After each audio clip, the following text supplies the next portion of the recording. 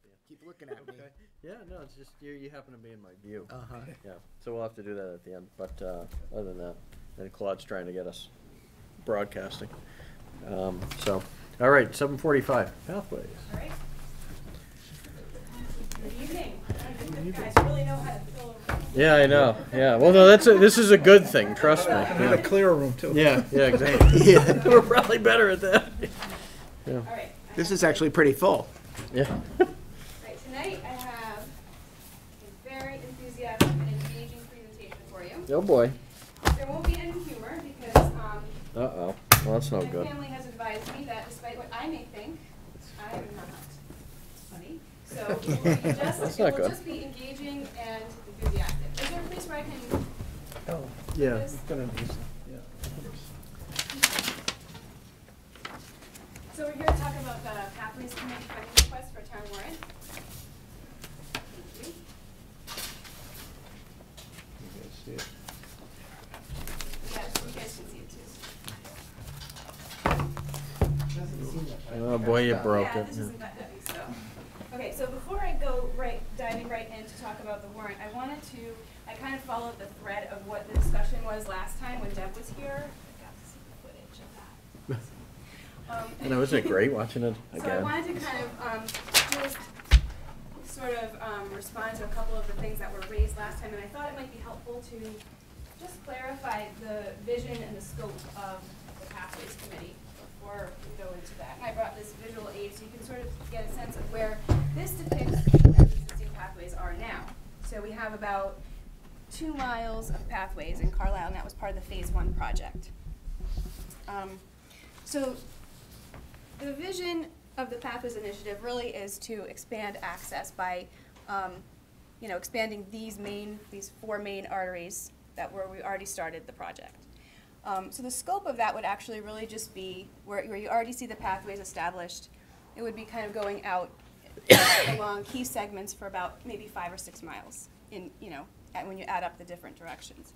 And I think that bears mention because I had an opportunity to read the letter in the Mosquito last week about walkability in Carlisle. And I just wanted to say, that just to clarify that the Pathways Committee, the initiative is really about just these main arteries and kind of not paving Carlisle, but sort of sticking with that, what we've already started. And so the function and the purpose of the pathways is really twofold. One of the main purposes of the pathways is to create a safe, direct route for residents to get to town center. So wherever you see pathways, people can make their way that way and get to town center, go to library for a lecture, or go to school, church, go to Fern's for a cup of coffee, go to town hall to vote. So, Not for you. Attend Board of Selectmen meetings? Attend Board of Selectmen meetings? I mean, how many of us watch, well, it's nighttime, so, with your flashlight, right.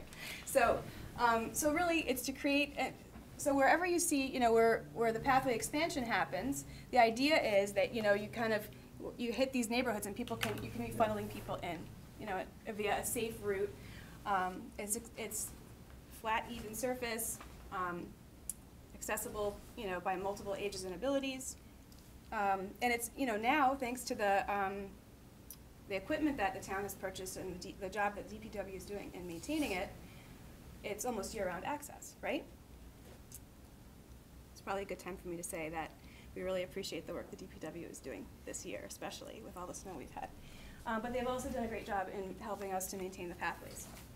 So that's one of the main purposes and functions. The second is, and this kind of touches on what Kate Reed said last time at the meeting, creating loops and connections, right? So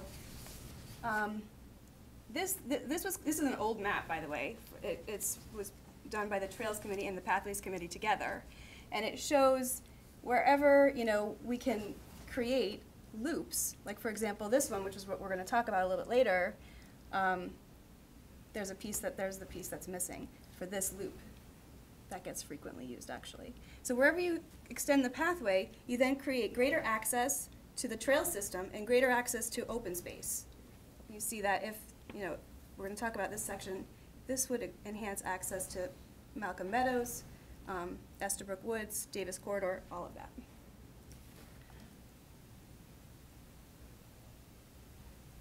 So, any questions? All right, and the third thing that I want to call out, because Nathan mentioned it at the meeting also, is crosswalk safety. So that's been something that's been talked about,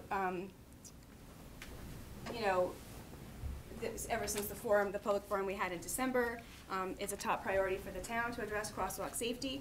And I just want to put in there the note that, you know, it's also paramount importance for the Pathways Committee. So any new project that's done would seek to minimize the number of crossings, and the engineering work that's done up front would be, you know, to maximize safety for any new crosswalks that might be put in. So the current priorities that the Pathways Committee was working on, I know we talked about this before in one of the previous meetings, was to complete the connection from the East Street crosswalk to the library crosswalk, and then to complete this connection here from Kimball's to Stearns. And for whatever reason, these two were not able to be finished in the Phase 1 project. That was set as the priority for Phase 2. Part of that as well has to do with the safety, you know, the safety issue here. As I said before, this loop is frequently used by people, and this portion right here from Kimball's to Stearns represents a portion where people have to actually walk in the road. We've seen, you know, there's groups of people that walk there, people with their dogs, people with strollers, and there just is no safe way to make that connection there. And you can't walk inside the fog line because there's brush and poison ivy, so the people have to walk kind of in the road. So then, you know, as we were working on this, of course, this project came up over here, the development that's proposed at 767 Bedford Road, and you know, we thought that this might be a wonderful opportunity, you know, to have some collaboration with that developer who's working over here, similar to what happened over here in Hanover Hill, where you see that this says it's a future pathway, but this is actually built, all of it except for that piece right there. So that piece is not built, but the piece from Acton Street to Monroe Hill is, that's an existing pathway. And that was you know, out of a collaboration with that developer. So we started to explore the opportunity. And you know the timing isn't great because town meeting is right around the corner. So what we were doing is, you know, kind of looking at how we could fund a construction project for that length, and be ready to maximize whatever opportunities existed to get the whole piece completed all the way to the Foss Farm Trailhead, which is over here. And we just, you know, felt after we looked at the numbers that the amount wasn't really feasible to request now. And also in looking at the previous project, it was funded from multiple sources. So the town funds were augmented by other sources at the time. And that's what the Pathway Committee wants to do here. And then on future projects, we want to leverage multiple funding sources so we can find other funding sources to augment town funds in order to realize the expansion. So that is how we got where we are now, which is the warrant article that we're going to discuss tonight. So the funding request is specifically for warrant article with 3 motions. One, for construction funds to complete the pathway segment from East Street to the library crosswalk, $50,000. Construction funds to complete the pathway segment from Kimball's to Stearns, $100,000. And design and engineering funds to do engineering design for Bingham Road to Concord Town Line, $35,000. So the total funding request is $185,000. I want to maybe, if you don't have any questions right now, give it some more context around the funding request. What we'd like to do, and what we're investigating, is some grant funding opportunities that would allow us to bring in more construction funds to augment these funds that we're proposing, and be able to complete, you know, more of this Phase 2 work. So that's kind of why the timing of it, you know, is right now, because if we wait and then we manage to get other funding sources, we might not be able to be in a position to act on it. So that's kind of some of the context. So the grants you're applying for wouldn't fund the entire amount? So the one that we're looking at is MassWorks. Have you heard of that? That came up in a conversation on crosswalk. With the traffic engineers. Yeah. Yeah. So MassWorks has a portion of funding available for roadway safety in small rural communities. Each year, I'm just going to read it from the MassWorks thing. Each year, at least 10% of funds will be set aside for projects in small rural communities with a population of 7,000 or less to support economic or community development. Such towns shall be eligible for Small Town Rural Assistance Program grant not to exceed $1 million, and towns shall be eligible to receive one grant every 3 fiscal years. So it says further, to provide for transportation improvements to enhance roadway safety in small rural communities, provide grant funding for the construction, reconstruction, and expansion of ... pedestrian and bicycle accommodation located on public land, on public leasehold, right-of-way, or easement, which is important for us in Carlisle. So, looking over this, there isn't anything that says that we're not eligible. So this is something that we definitely want to pursue. And there's other examples of awards that have been made in other towns that are similar to kind of what the funding request would be for us. So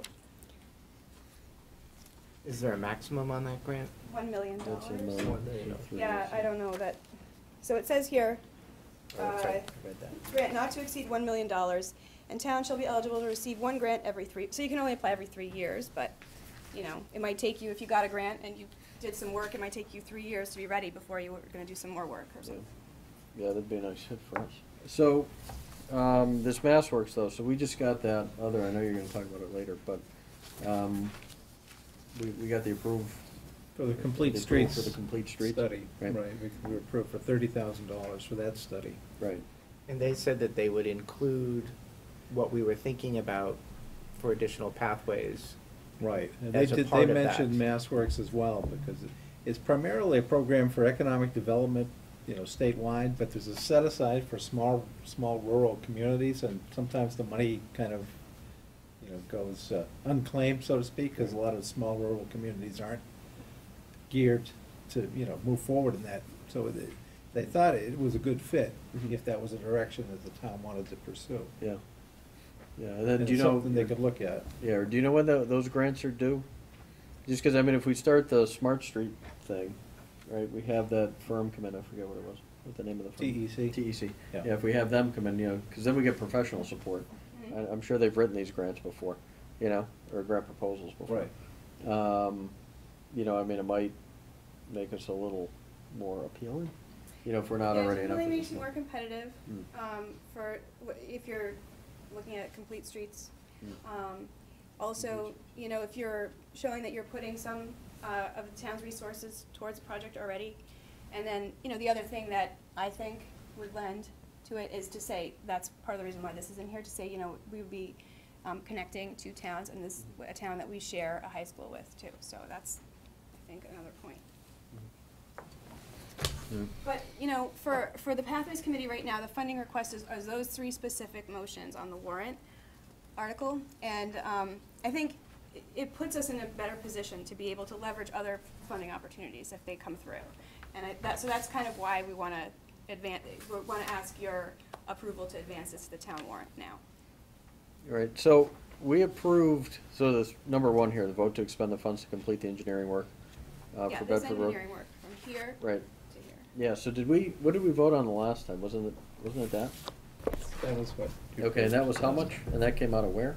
$25,000 from existing funds, pathway funds. Okay, so how much is in that existing pathway fund? Like 85,000, I think.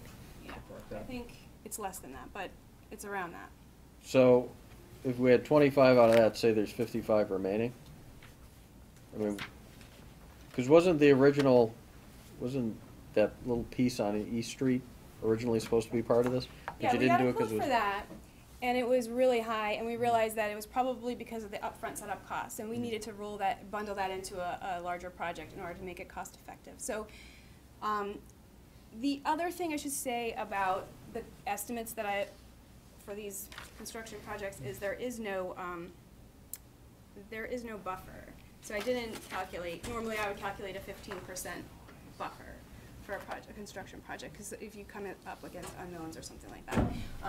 So kind of thinking of falling back on existing funds if that's the case. And so, are there, where does the 50,000 and where does the $100,000 come from? Are there quotes that's coming from? These or? are based on, okay, so we base them on what we were told right now would be per linear foot, $100. $125 here per linear foot in a town center, because we'd be adding curb probably in some spots, and $100 per linear foot for this stretch right here. That's what it's based on. And that is, you know, with prevailing wages.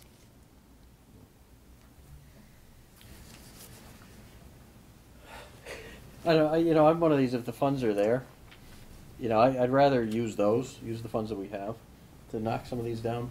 You know, I mean, I do have a little bit of an issue with asking the town for a set amount that we don't really know that that's the set amount. So, you know, you go and you say it's gonna be $100,000 to do this, and if it's 120, oh, we'll just pull from this. Well, I don't agree with that. I mean, that's just my, you know, other people might not have an issue with it. Just because you're telling them it's gonna cost 100, but if it costs 120, just because the money's there, that they approved previously for part of this, that wasn't done.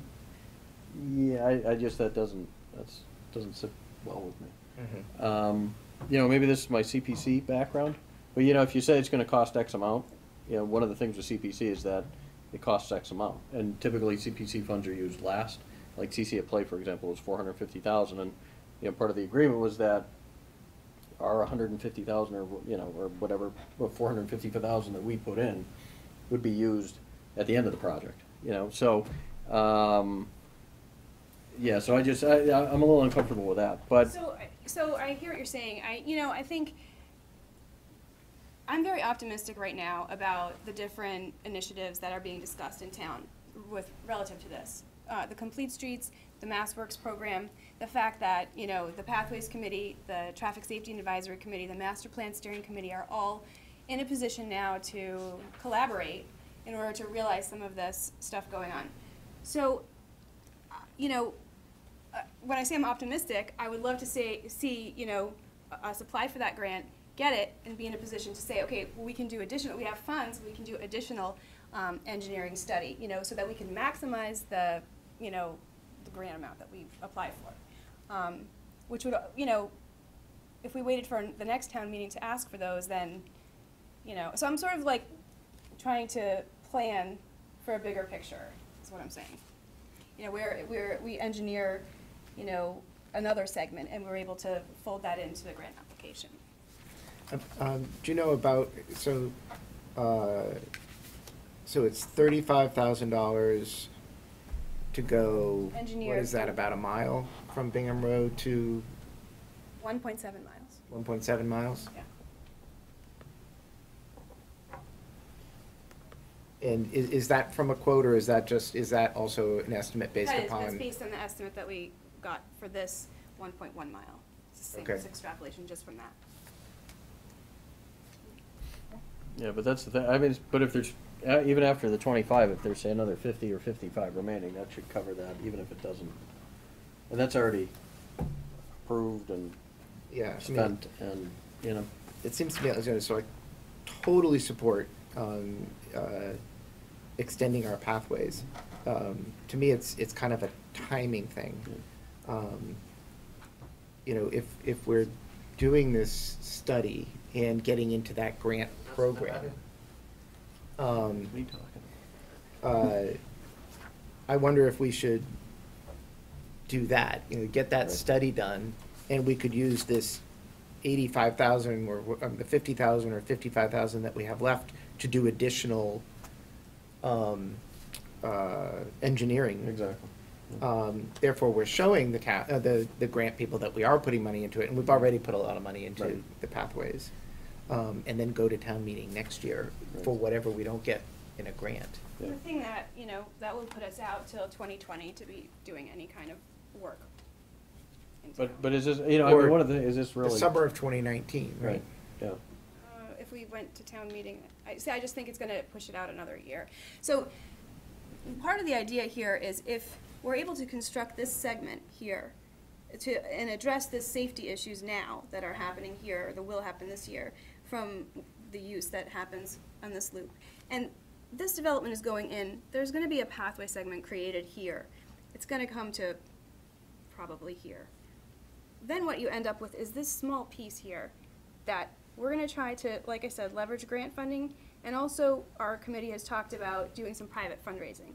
If we're able to do private fundraising, then, we have a little bit more flexibility to work with that developer, for example, because we're not under specific constraints that we would be if we were using town funds, for example. So, our committee's gonna be working really hard to try to, maximize what we can build here, sooner than later.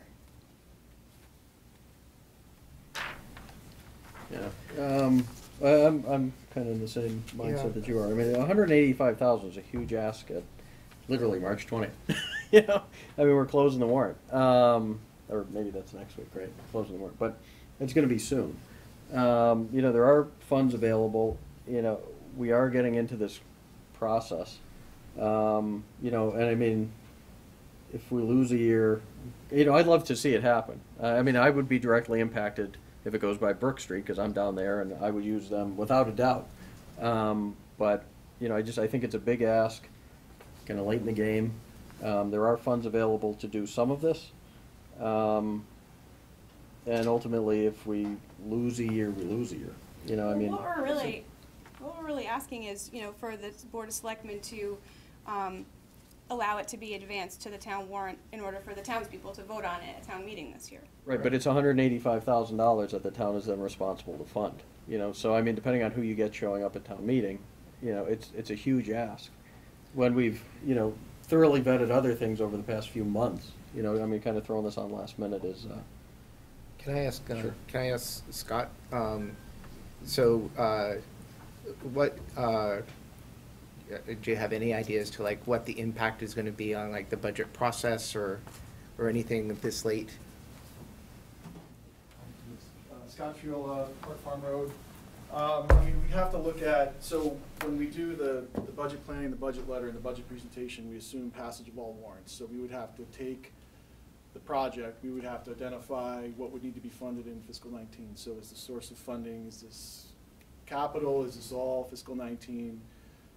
So we would have to do that, like we've done for communications, like we did for the facilities project, so that we can understand the fiscal 19 impact, and then we'd have to assume passage when we present the budget. So if we're all to go into fiscal 19, say it was all spent and it wasn't capitalized, it would be 200,000, about 2/3 of a percentage increase. So instead of we'd go from maybe a 2.2% increase to a 3% increase in terms of the overall tax rate. So. Why wouldn't you want to capitalize something? Well, we haven't got any information on what's being proposed or the potential sources of funding, so I don't know anything about how it would be proposed. I'm just assuming, if it were all to go in fiscal 19, this is what would happen. If it had to be capitalized, we'd have to understand the term, we'd have to go get debt rates and figure that out in the next day. So there's work that needs to be done to get the estimate for fiscal 19 so we can put it in the budget in the appropriate place. Okay, thank you. How big is? It seems to me that one of the could things. you just state your name? So. Oh, sorry. Jan Cornell, 195 Acton Street. One of the things that we're seeing here is, it feels like a lot of money, but it's part of a long-term strategy that started a decade ago, more than a decade ago, and is likely to go on for another decade. What Melinda's presented are 3 little key pieces that sound like they're going to leverage an enormous amount of potentially private funding, momentum around getting the pathway to a certain point where people get that it's almost all connected. It just seems to me that it's, rather than, you know, these are concrete projects where people are gonna walk on the paths within, you know, a few months, that it seems like such a great thing that the town could invest in this year. I feel like we're doing an awful lot of planning. We've got, you know, we've got a lot of stuff going on, the Fleet Streets thing, the master plan committee, we've got chunks of money we're trying to get for that to make those things happen. But it's all planning. It's all like funds that don't turn into concrete things that townspeople will see materialize and will kind of have a significant impact on their quality of life. So my sense is that under the this is the time to do it. There's real momentum because it's lining up with people's awareness of all the kind of planning things that are coming together. It's got real support and energy around leveraging the smaller bits of investment in these pieces to turn it into something that's probably going to have quite a bit more impact. So I don't see why you wouldn't put this to town meeting and let the voters decide how important the pathways are to them. Thanks. Did you? Well, I was just wondering, so we approved in the prior meeting the 25,000 to be spent. Right, yeah, that's bullet number 1. 27 or something, yes. 27. I don't remember. Is there more money in that fund? Yeah, there's about another 55. That's what I was saying earlier, yeah, some of that could be used for. Yeah, well, I mean, could we compromise and say, well, we'll release the whole thing? You know, I mean, so it would be, you know, an additional 55,000 that would be available. It doesn't really complete anything. I mean, what it would let us do would be the engineering Right. to Concord Road. Right. Mm-hmm. But this 50,000 wouldn't be 50,000 if that was just the only project, right? Yeah, no. What? I'm sorry. The 50,000 for in front of, or across the street from the library? That can't be looked at in a vacuum. Yeah, because. We can't say, oh, well, let's do that 50,000. We'd love to do that, but, you know, by the time they get all the heavy equipment there, that's a big setup charge. Yeah. Do you know what I Right. mean? So it's kind of, that's why we had to fold it into a larger project. Right. So what you're saying is this is like a timing thing. You want to do this, you want to produce pathways that people can actually walk on sooner rather than later, and that if you get enough money, then you can do some of these smaller little connector things economically. Yes. But that threshold is greater than this 50,000 that we could throw at it without going for additional funding, you know, from the. This doesn't really get us anything, yeah. So, but there's more. But then then in another year, if these other grants come through, then one could do more work as well. So. Yeah, and we would that's be up ready. to- I mean, if we have the engineering done, it's ready to go. And some of the, you know, so, I mean, I think that, you know, that really helps, basically, when you're. So could we say that, well, if we make it 130,000 instead of 180,000 and use the 50,000 we already have, or are you already counting on the 50,000? Is this 180 request So not counting the 50? The problem that she said is that there's no contingency. Oh, okay. So if it's. So the 50,000. If it's $135,000 in the warrant, and these things come in above that, then the work just can't get done. Right. There's some, you know, fluctuations in the cost. So what the cost is Yeah, right yeah, now. no, I understand. I it understand might be about different then, and- contingencies. I've run across those myself. Yep. Okay, yeah, I just wanted to clarify it, sorry. Carrie, do you have anything? Yep, hold on a second. Hold on. There's a selectman on the Yeah, computer. Yeah. I think I was muted. Sorry. Oh, that's fine. Can you hear me? We can now, yeah. I think if we had a plan, we'd start. The strategy was here's where we're going to do the whole town and work back from there. That would be a strategy. We're sort of trying to go from the middle of town and get out as far as we can get, piece by piece, and that's part of the problem in selling this. I think because it doesn't give anybody a picture of where we'll be when all of this ends necessarily. But that's kind of a throwaway, I think. What I feel about this is that we ought to really focus on the safety issue that's already been identified, and the notion that if we just did, East Street to the library, that it would take a lot more in setup than it normally would. I think those are some assumptions that may or may not be true. I think if you did a very specific project and a very specific piece that addressed a very specific safety issue, I think that would show the town that we're serious about the safety issue, and we're doing it in concert with the overall objectives of the pathways. And so I think that would be certainly appropriate for us to focus on, and maybe we have enough money to do that without going to another warrant. I would hope that would be the case once we got firm bids.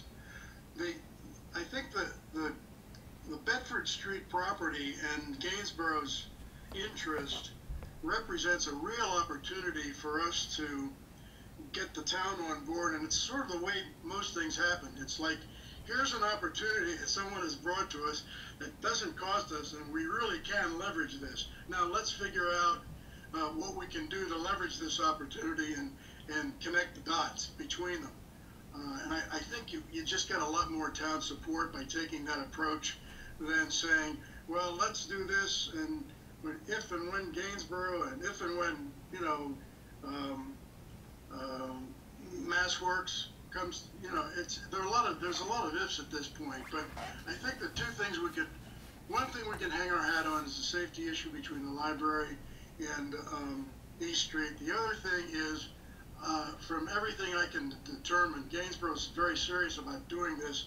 It's the sleeves from his vest. He'll get a lot of positive, attaboys for doing it, and it would kickstart our ability to connect the remaining dots. So that's kind of how this strikes me. I think we got to focus on the safety issue, and then leverage Gainsborough when we get to that point. And yes, it's going to take more time. I realize that, but I think it'll be a lot better, when the dust settles. So, one of the reasons why we're here, just to sort of piggyback off the point that you're making now, one of the reasons why we found ourselves here, and also talking in the past about the crosswalk safety, is because over the last 10 years, since this pathway was built, we've seen a dramatic increase in the traffic volume on 225.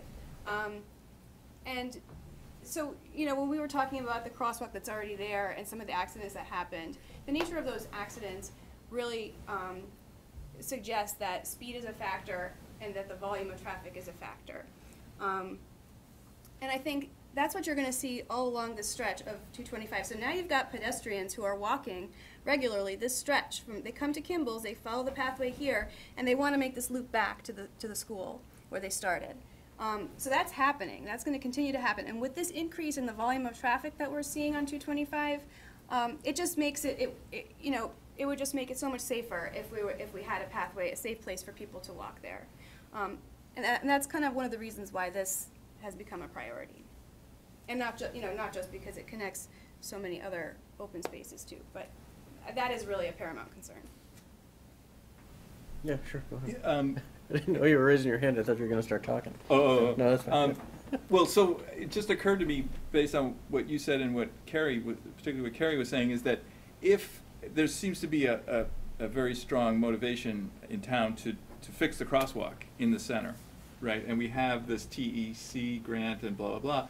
And so presumably, and then there's follow-on money that we can apply for once we get that. Right. So it seems to me that if you have equipment coming in, and Gary said that he wouldn't be doing a crosswalk, like raising, that would be something that would be contracted out. It seems to me that the equipment that you would need to do that kind of work would dovetail with excavating for the pathways and putting in pavement. I'm not sure it would be exactly the same, but I don't know. I'd imagine, it's pavement and excavation, moving materials around. You're going to have like a bobcat, and I would think, so that way you could do a smaller project you know, economically, because you already have the equipment there. If, in other words, and the town, there seems to be an urgency to get that done sooner rather than later, We so, would still need funding in order to be able to do the construction. of the crosswalk. Of the pathway segment from here. No, but what I'm saying is that we could use the $50,000 in a more Right. economical way, Yeah. because if we already have the equipment there, in other words, the setup costs are taken care of because the town is motivated to do the crosswalk fixing. Right. Yeah, I mean, we received a quote for this segment of pathway from East Street to the library crosswalk. It's 400 feet, and the quote that we got from Allied Paving was $87,000. You know, it was, $200, over $200 a foot. Solid. Right, but what I'm saying is that if Allied Paving is the same contractor that's gonna do the crosswalk, the raising of the crosswalk and everything, then, you know, we say, okay, well, there's an additional 400 feet here of pathway, and they got all the equipment there and everything. In other words, I'm trying to bundle those two together and say, maybe we can get that done sooner rather than later, without incurring big setup costs. Right, yeah. Yeah, and part of it too is with the smart streets, or whatever the heck it's called, right? If they're doing the crosswalk, sorry, I'm looking at you, because you know, you seem to, would they also fund the sidewalk, or the pathway? I mean, does it do that as well, or is it really Whatever just for? projects are identified in the initial study, there would be up to $400,000 available for Right. construction of those Right. improvements and amenities. So Right. they wouldn't all have to be crosswalks, there could be Right. So that's curbing, potentially could be other. 1.4 million in grants. If Oh, we got the other with million. the Mass Works. Right. Correct, yeah, Yeah. that's the maximum, right. Right. Yeah, because that's But- true, because he was talking about even just changing the curvature in the rotary there to slow people down. Right, and one of stuff the like things that, he so it pointed must out, be. remember, he took pictures and he showed the crosswalk coming across, what is that, Church Street, right? Yeah, On Lowell Road, and saying, well, here you have a crosswalk, and look, it ends up in nothing. right, And the implication was that they would be addressing that kind of an issue, which Right. is essentially a sidewalk. right, right, So- yeah, that's true. so whatever plan comes out of that, you know, presumably the town would still need funds, and so, to some degree to, you know, to fund that work. Right, but this is where we would apply for the 400,000, and would it be October? Right, Right. right. that Those would be the- particular crosswalks were identified as a more urgent need, then it was something that, was gonna be addressed soon, right? Well, Yeah, I we- think yeah, I mean, there's an urgency there. Right, and we have to. I think people are not thinking, oh, well, it'll be a year from now, it'll be as as fast as possible. Right. Right. So kind of to bring the discussion back to the warrant, the proposed warrant article, this was identified by the town as a priority, along Bedford Road to increase safety. This is really an important piece. I mean, I think I've said that. I don't know if we don't, you know, work towards some tangible, you know, solution to addressing that. I just feel like, you Well, know, could- we're kind of, could we're we- just in a could we perpetual planning phase, you know? Well, could we compromise and say, you talked about poison ivy, I mean, we could, work with somebody to eradicate the poison ivy, DPW. That's not a pathway, you know, that isn't a way to. No, but I'm saying it could be walkable. I mean, I walk that section too, and I understand, that it's not the greatest way to go.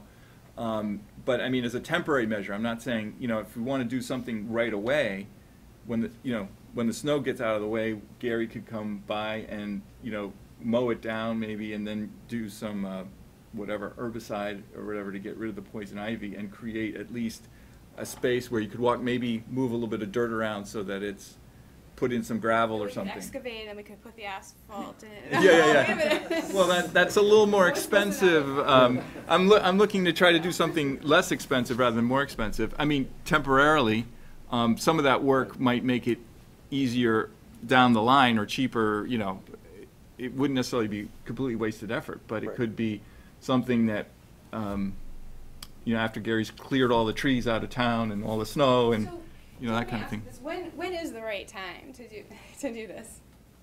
Well, I'll be honest with you, we should have gotten this 3 months ago. I appreciate that. You I because it really is understand. last minute. We you know, really, there- we were really, and part of the problem was we were really trying so hard to see, how we could make it feasible, and that larger thing that we wanted to do just wasn't, it didn't end up being that way. But through that process, we were able to develop a vision and see a path forward, if you will, for how we could potentially fund more of this work, but we just want, we'd just like to be able to accomplish some of these goals in the meantime and be ready to leverage other opportunities when they come up.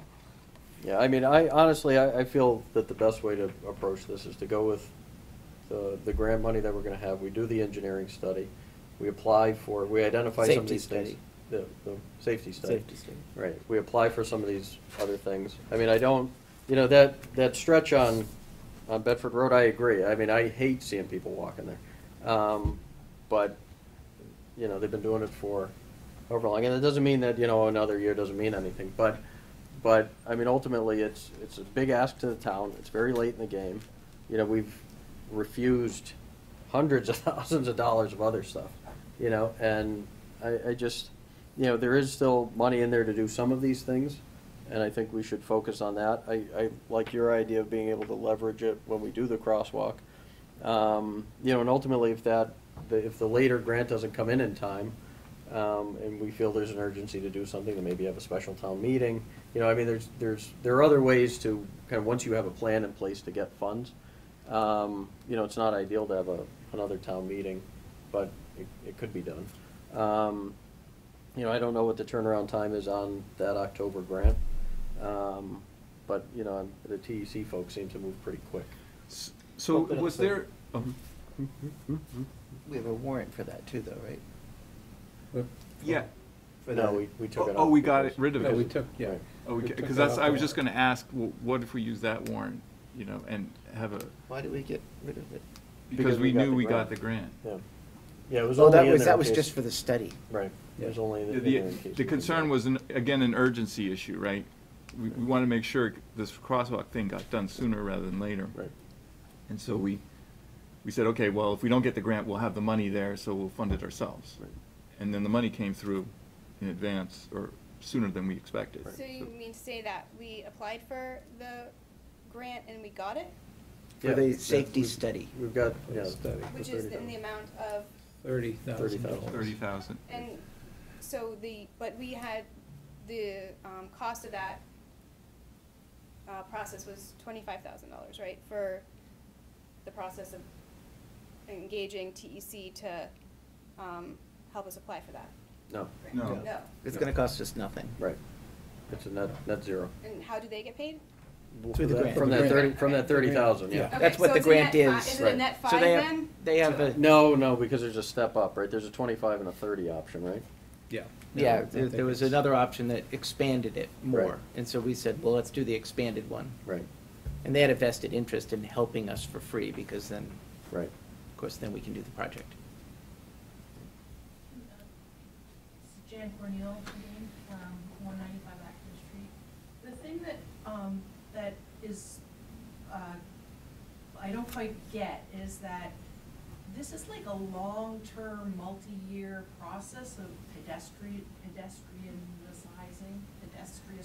is that a word? It is now. Making Carlisle a walkable community, which is, that's what the Complete Streets Master Plan is gonna tell us, right? Is what the master plan is gonna tell us, it's what the townspeople have told us. And it's a multi-year investment, it's a multi-year, commitment to funding. It's gonna cost more than $400,000, which is what you might max out on for the Complete Streets, implementation funding. It just seems to me that some gesture every year to invest in the pedestrian network in town is something that would resonate very highly with the townspeople. And I just feel like if you don't put it forward, it's like another year goes by, people don't see any progress. It just seems like a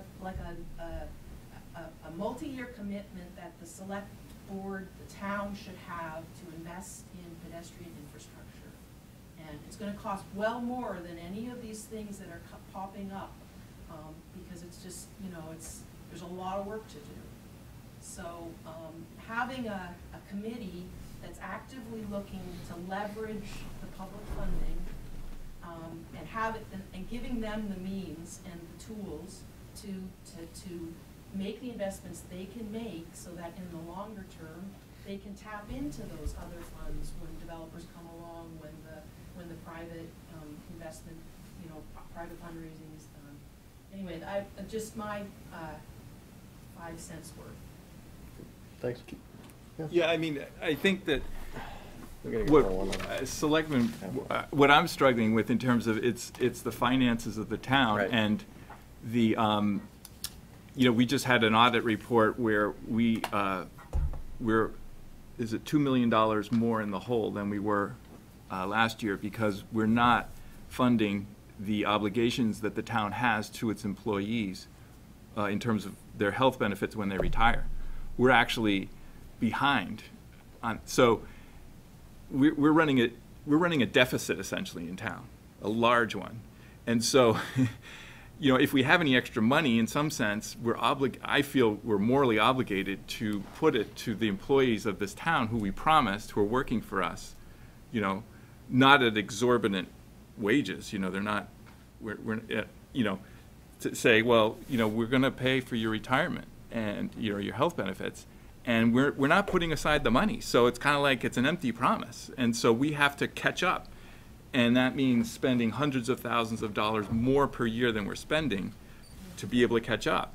So So we're like in a situation. Just to be clear, we're not borrowing money for that right now. So we're not operating in the red. That's an accounting paper. I just don't want people to think. We're not borrowing money, but we are, from an accounting point of view, and it's real. I mean, in the sense that we're promising this, and we're not funding it. So that I think that, and then the other thing is that we have an aging population in town, and although our average income is quite high, our median income is below that, and there's a sizable portion of the community here that that doesn't have, let's say, growing income. And so if we keep increasing taxes by 3% and 4% per year, which is above inflation, it's going to be eating into their disposable income. So but I think I'm very much in favor of pathways and the connecting trail system, and I think that there are these funding sources, right, that the state is providing, and we're making efforts to tap into them. I think Tim has done a great job of finding TEC and making us aware of this program, bringing them here. They did a presentation. We applied, we got the grant. We're going to do the study. So I think we're making progress by using these outside funds. So and I fully support taking the $50,000 and making it available. I don't see that we should sequester that in any way.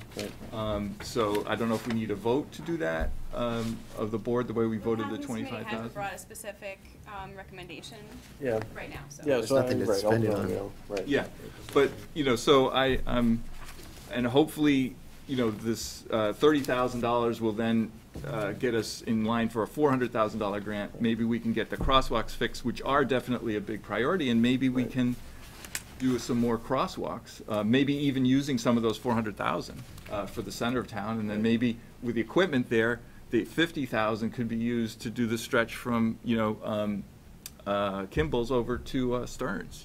So here's what I'm. That's an optimistic. Yeah, we have to wrap this scenario. up. We're, Right. we're half an hour over, so. So I'm just wondering, because other than FinCom and Bob and Bill, I think the whole room is here probably to talk about it.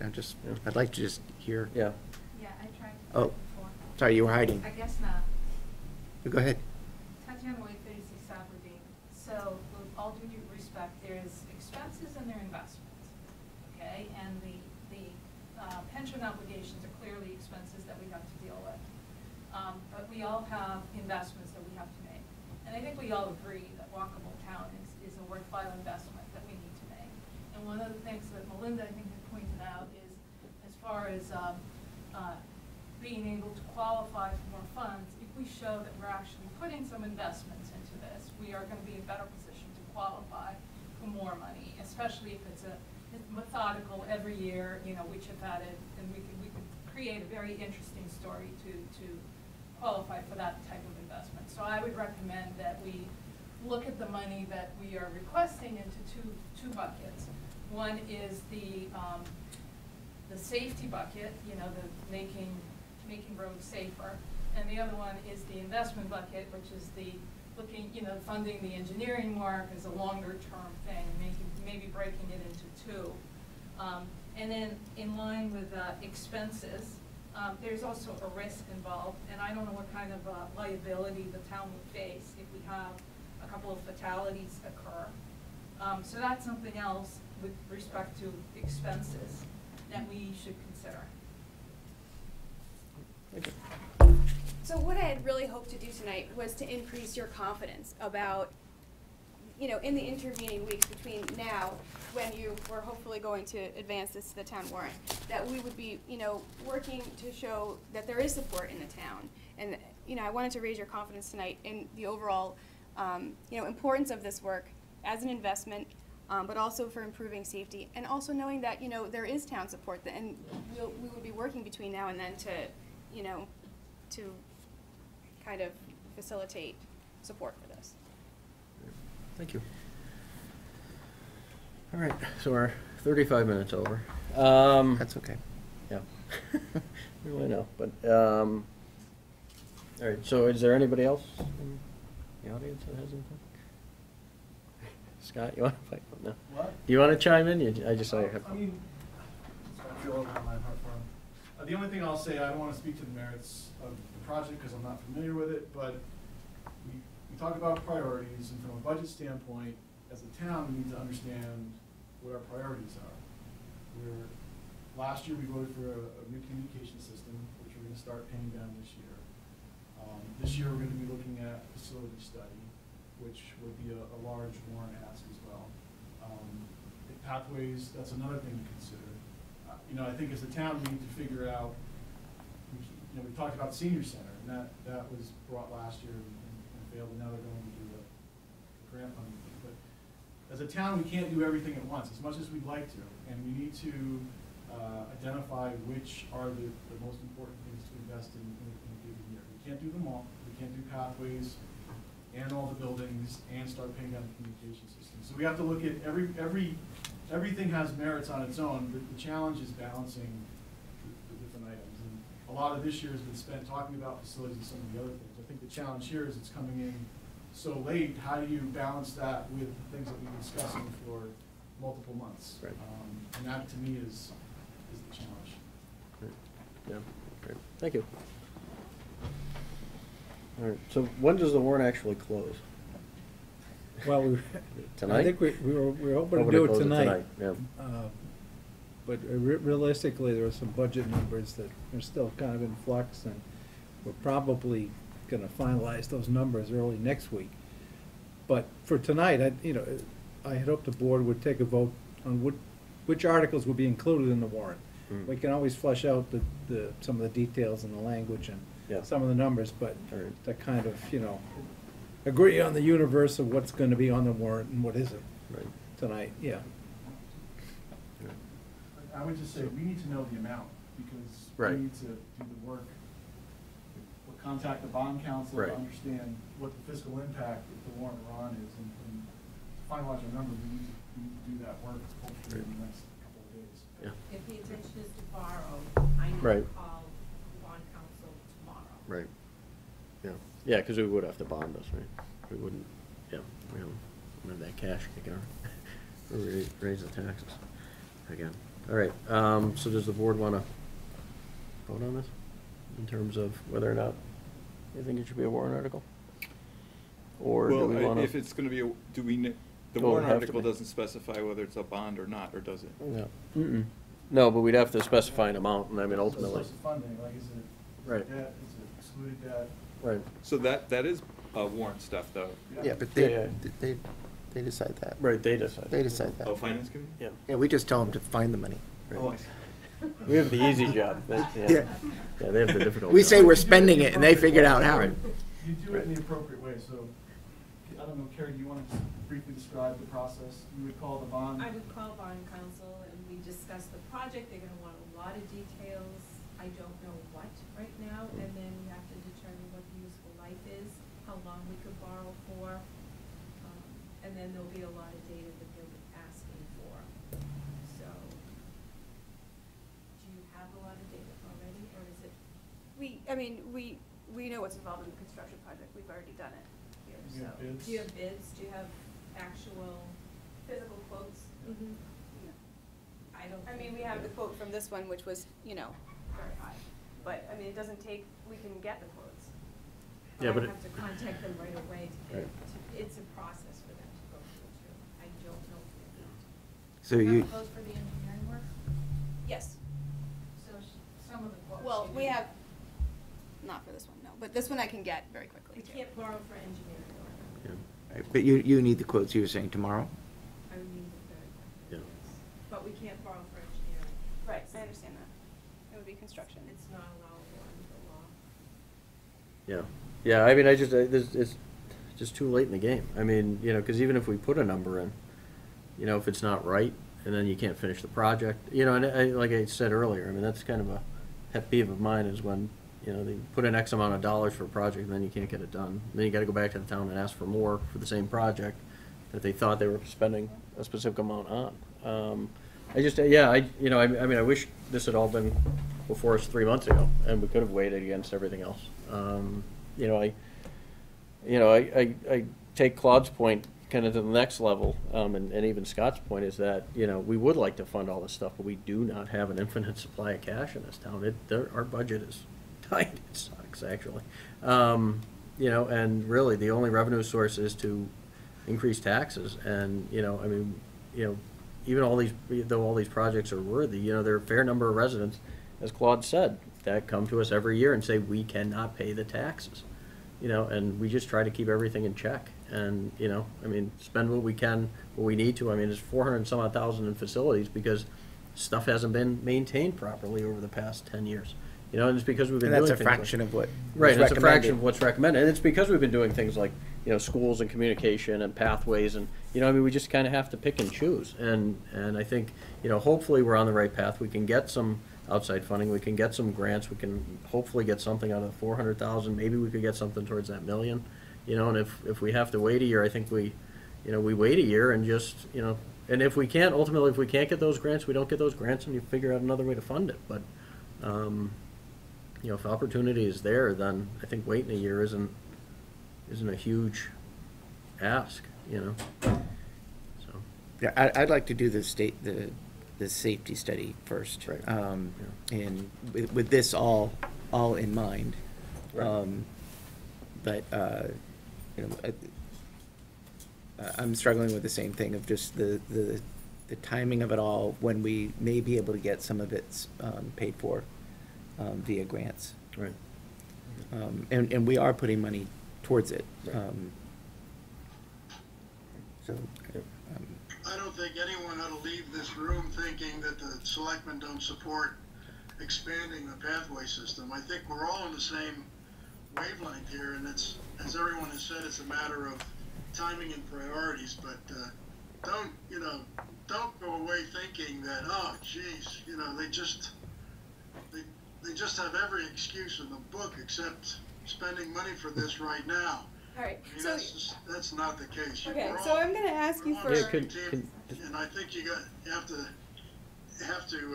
hopefully you would have a positive attitude after leaving this meeting that we're all, we're behind you on this. So I'm gonna ask you for a consolation prize, okay? I think that the Board of Selectmen, I'm gonna ask you to be aware that there are pockets of people and there are committees who are actively working on this. And to the extent that these committees could collaborate, it would dramatically increase the impact that we could have on this project. So in other words, you've got the Traffic Safety and Advisory Committee, you've got the Master Plan Steering Committee, the Planning Board, the Pathways Committee. Who am I leaving out? Trails Committee. The Trails Committee, Consultant people. these people who are gonna be coming in. CDC. I think this needs to be a collaboration of all those committees. Otherwise, we're gonna be continuing in these silos and not Right. knowing what the other ones are doing. And we can pool these efforts and these monies that come out of these, efforts to realize that Pathways vision that I was talking to you about at the very beginning, the scope of this, which is see this, be a walkable, connected community. So that's going to be so important in the coming months. And as these little things start happening, if we're not talking to each other, we're not maximizing what we can do for Carlisle. I 100% agree with Yep. you. Yeah, no, I think, well, the safety study should definitely, you should be in communication with them, giving input, right? Because it Well, I involves think- the center of town, it definitely is the library to East Street kind of bailiwick kind of thing, so, Right. yeah. I think So that we needs to be a shouldn't really leave formal. this room without knowing how we're going to facilitate that collaboration. Or, well, we can leave the room, but I will leave you guys. I'm sorry. But I think that really needs to be discussed. And I mean, I'm happy to do whatever I can myself to volunteer to facilitate that. But it really needs to be a collaboration. Well, yeah, I mean, I would think that we don't want to have a subcommittee or anything with open meeting law and everything, so I think it would be maybe like a TIM Yeah. delegated working group, that you would pull together. Well, it's, To work with the consultant and to draw in participation from these various other groups. Pathways, To be Yeah, part well, of you that. do, you do the completely agree with charrettes, that, yeah. though, because I'm not sure I completely agree with that, because I think it should be a public meeting, because I Right. think a lot of people are gonna wanna have input. Exactly. Because we're talking about safety, we're talking about pathways, we're Right. talking about crosswalks. Right. Well, So I would say, not to exclude that possibility, but perhaps a group of, that would just sort of share information, Yeah, but I not, think not, that's- not be the only exclusive input. That we could still have a public hearing. I agree that, I'm not trying to exclude a public hearing, but I'm just trying to make the group so they can meet without having to take minutes and post the meetings and. I think it's a topic that, I don't know, I'm not normally one to say this, but I think this is a topic that, I personally don't think this is a working group, Yeah. team group Yeah. thing. I think this is a committee that, Board appointed committee. that, Yeah. that, Can you finish, please? I don't want to put a lot of overhead on it, but, and I think that the committee is comprised of the people from all those other things that you just said. Right. And they're looking at, I mean, I don't want it to seem like we're taking away from pathways or taking away from traffic advisory, but there's projects going on, and their job is to coordinate. Yeah. They're synergistic, so if we're looking at MassWorks and another group is looking at, complete streets, these go together, and that's gonna be a bigger But I see, impact. but I see what you're saying, and just from what I was just saying is, there are other groups doing this. What we need is a group of people like the old town hall advisory group, that we need a group of people Yeah. that are getting together and coordinating their efforts. Yeah, well, typically it's one person from each group, and that Right. group meets, and then they go back and they So, talk to but their it's, respective boards. but it's an Is that Uber group? Something that you, I mean, Yeah, it's, no, I but it's an think open that's- meeting law, Yeah. group? Yep. Okay. well, because Yeah, they probably don't, they should be. can't decide anything, Right. so Yeah. all they're doing is coordinating, Right. right? Yeah. But it would be, but you're arguing it should be an open meeting law? No, I'm arguing that I think Tim could put that Oh, together. you switched. Yes, I did. I switched on you. You convinced me. But it could be Oh open. my I mean, God, but you typically convinced me. Yeah, no, Now I typ- just, we had to switch. Yeah, we could just make it a posted, Yeah. a posted. Right, yeah, people Working can We group. can go. still post it, it's open to the public. Right. Yeah. It's not Could you as a secret. first step identify who you would consider to be the stakeholders in this, the individuals Yeah, I mean, I think the board can do that. that you know of? So I think it's Or the Tim. Master Planning Committee, Trails Committee, Pathways Committee. Of the individuals, specific individuals, a list of individuals Oh. who would be representative of these areas. I think we'd have to ask each of those Knowledge committee, and, you know, that sort of thing. I think we'd have to ask each of those committees to appoint somebody or recommend somebody, not really appoint them. Right? Right. Yeah. Yeah, that's typically what we do. Yeah. So, Sorry, Yeah, I'm as sorry. chair of the master plan steering committee over the summer, we didn't make, we had a report to the planning board, in the early fall, and didn't make it out of the planning board. And we're asked to go back to the Carrie was on, and hopefully is still on that master plan steering committee. The role of the master plan steering committee is to do exactly what you guys are talking about in terms of trying to coordinate between all the different efforts that are going on, not just around Pathways. Pathways and safety and transportation issues, but also around the multiple other issues that are facing the town and, you know, the assets that the town has, and to do it in a public forum. So Pete Gambino and I are forming the 2.0 version of the Master Plan Steering Committee. He's already started to go around to the various boards and committees to try to start to bring together all of the kind of comprehensively all of the issues and goals and challenges and all of that.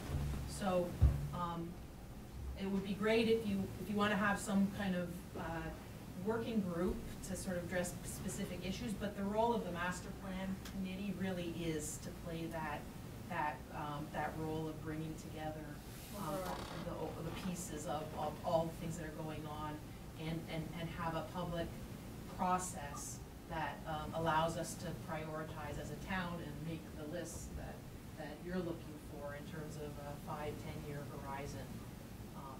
So our goal is to do the couple of things that the planning board felt needed to be done in order to be ready for, you know, to get some funding, some more funding to do master plan. But we're getting going with collecting data and organizing. Mm-hmm. Great.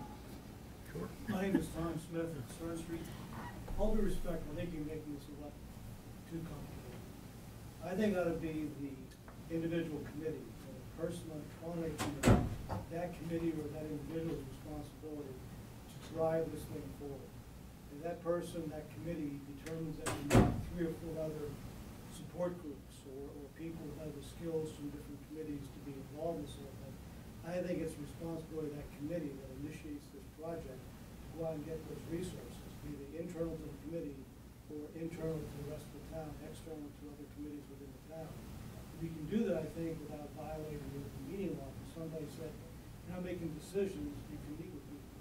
So why can't somebody from the past committee go talk to somebody in the facilities committee or in the trails committee or someplace else, just to see if they can get some working, cohesion amongst those groups before you formalize it into a committee. I see no reason to have a committee of committees, no reason to involve the selectmen in doing this whole thing.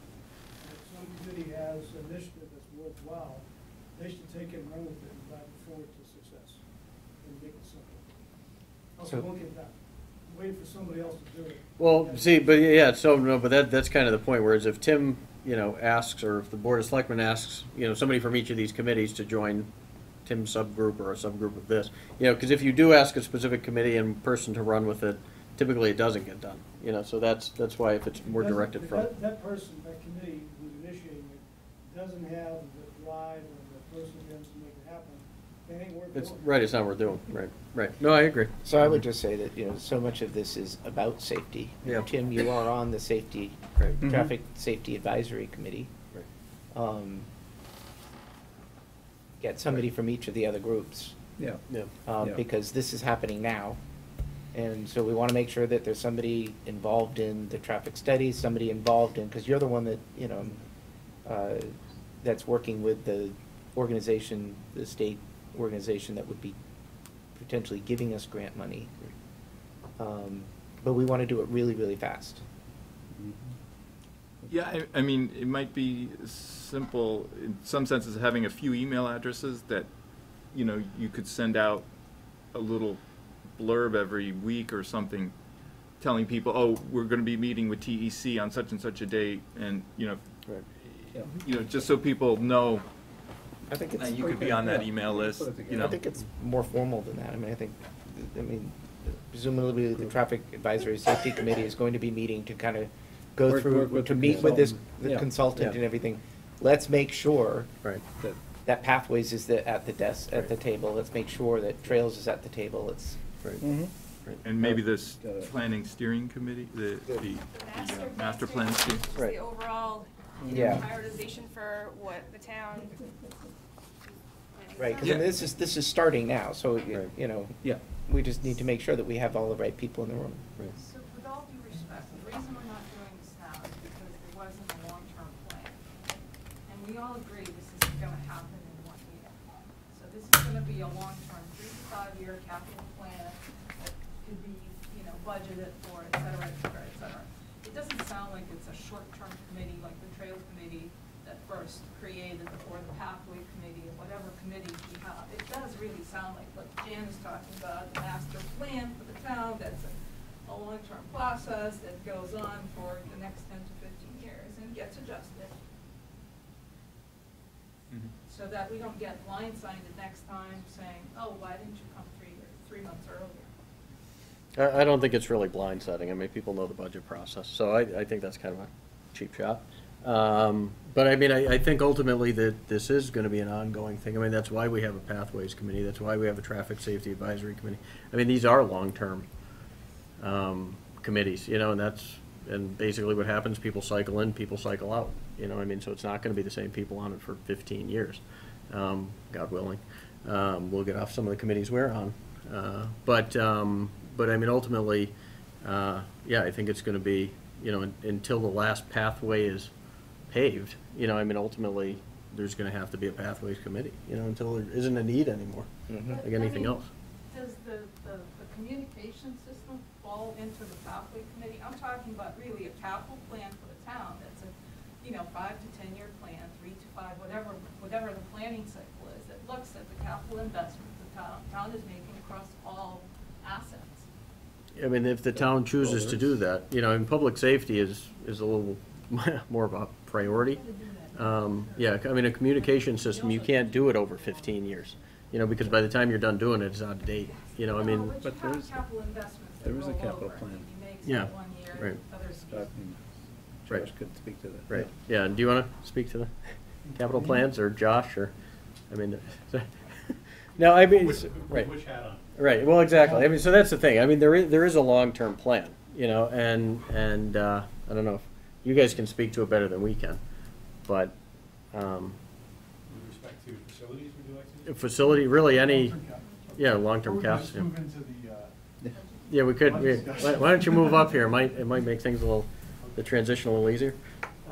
So, yeah, you guys can come on up, but, yeah, I mean, ultimately, it's my sense that the board isn't comfortable with making this a warrant article this year. Are you gonna, what's the process? Are you guys gonna move it to a vote, or I don't know, I'm sorry, I just don't know how.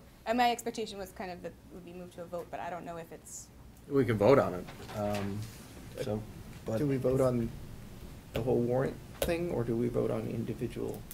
Well, later on, you'll be voting on, the warrant voting all the article, articles. the warrant article with the 3 motions as I presented it. Yeah. Right, I'm just wondering, is this something that it's actually an official vote, or? Well, that's why I was gonna do like a straw poll now, just to Okay. pull into sense, so. If you were gonna add it, you'd take a formal vote to add it to the warrant. Right. But it's not But on if you're the not, warrant now. if you're not It's not doing on it, it, then no. you wouldn't So have it. Yeah. the vote we would take, would be to add it to the warrant. It's Right. not Right. on the warrant, and then Right. we're deciding whether to keep it on the warrant, right? Right. So, Well, then I guess the question is, does somebody wanna make a motion to add it to the warrant?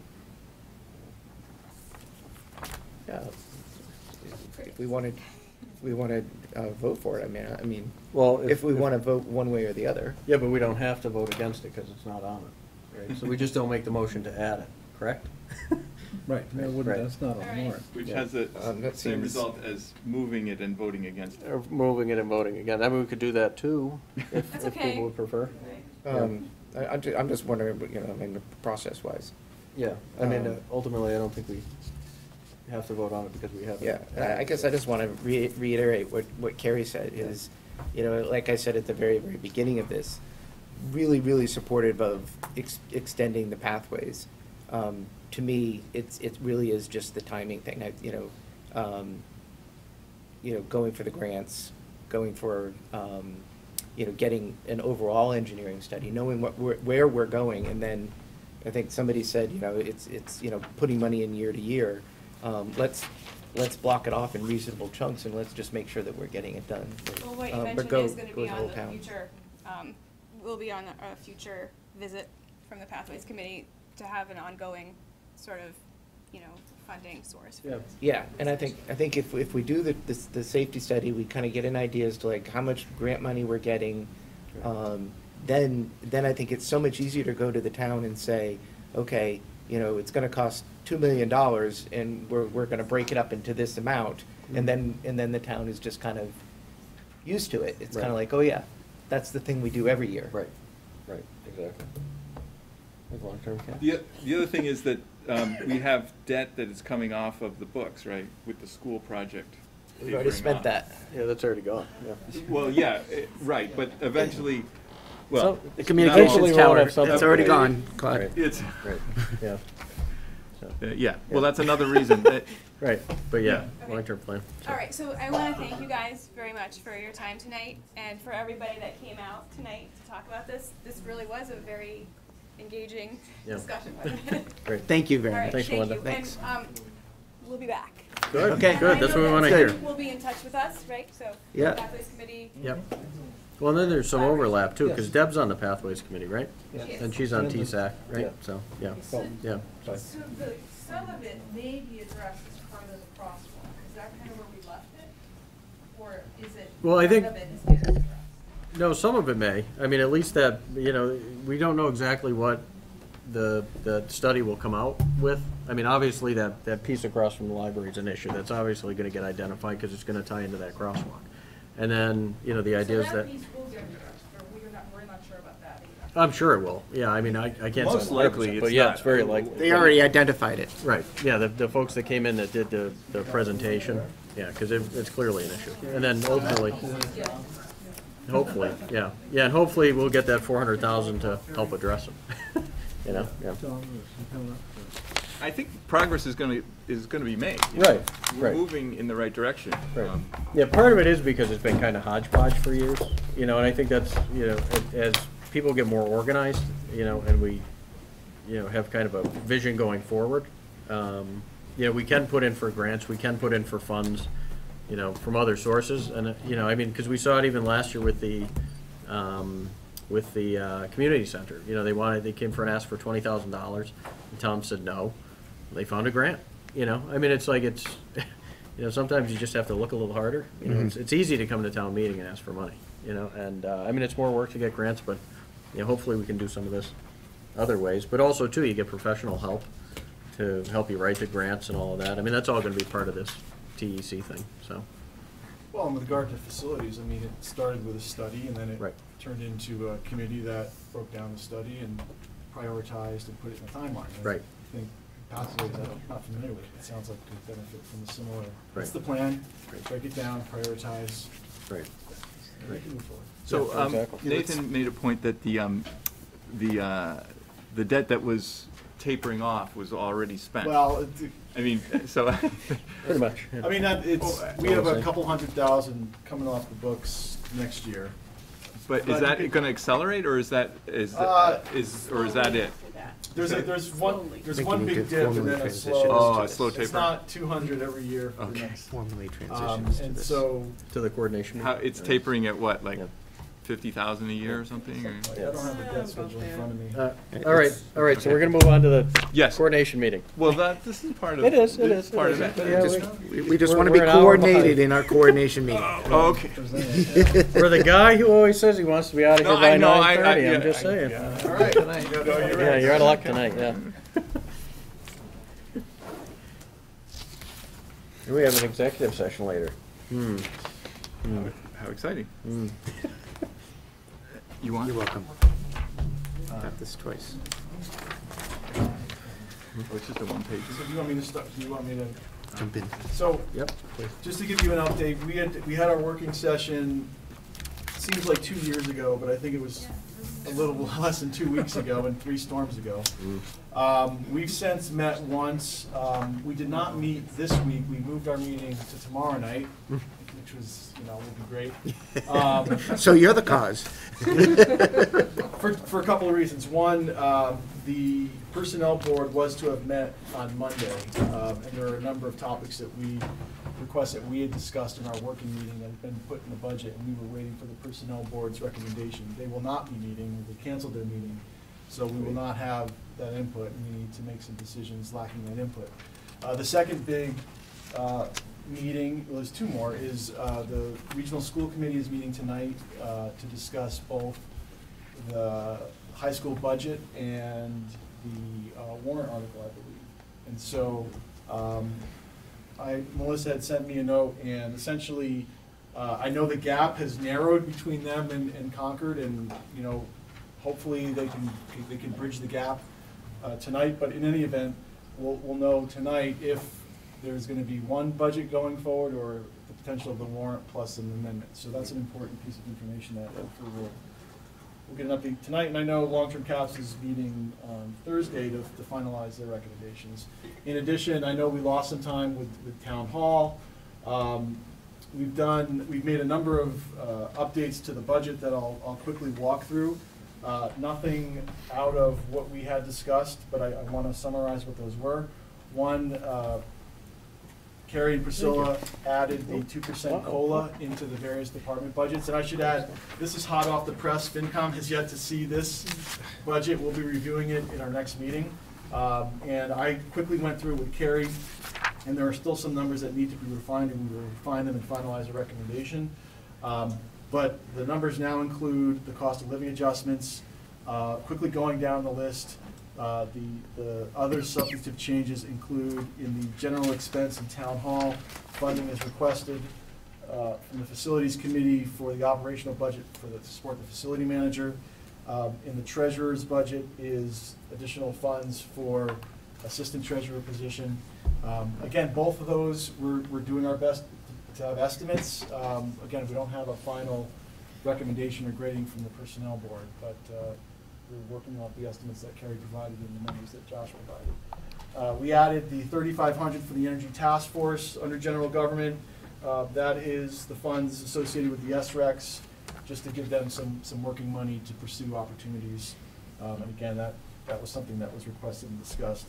And I believe those were all things that we had discussed, and there was agreement. There wasn't a formal vote, but there was agreement that there was support for those positions. Mm-hmm. Moving down the list, the fire contingency funding, we initially had that in our guideline at $63,000. We moved that down to $25,000. Again, this has not been formally voted on by FinCom, so I am representing the discussions that we will be reviewing as a committee. But what we had discussed was that we do want to provide some funding for stipends or per diems to increase coverage. However, we don't want to fund it at the hopeful level. We want to fund it at the realistic level.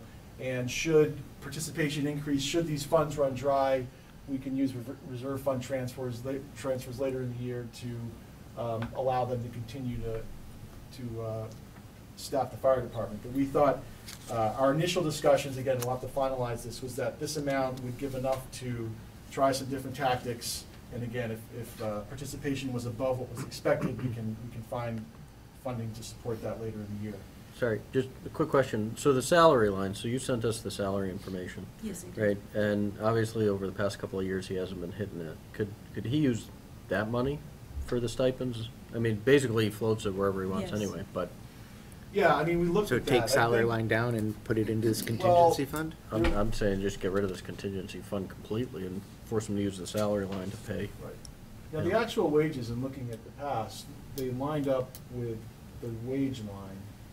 They have, Not in, like, the past 3 years, though. Couple of years, there's been a little bit more in vehicle maintenance. Yeah, Right. yeah, it's like 40 or 50,000, like it's Yep. shifted.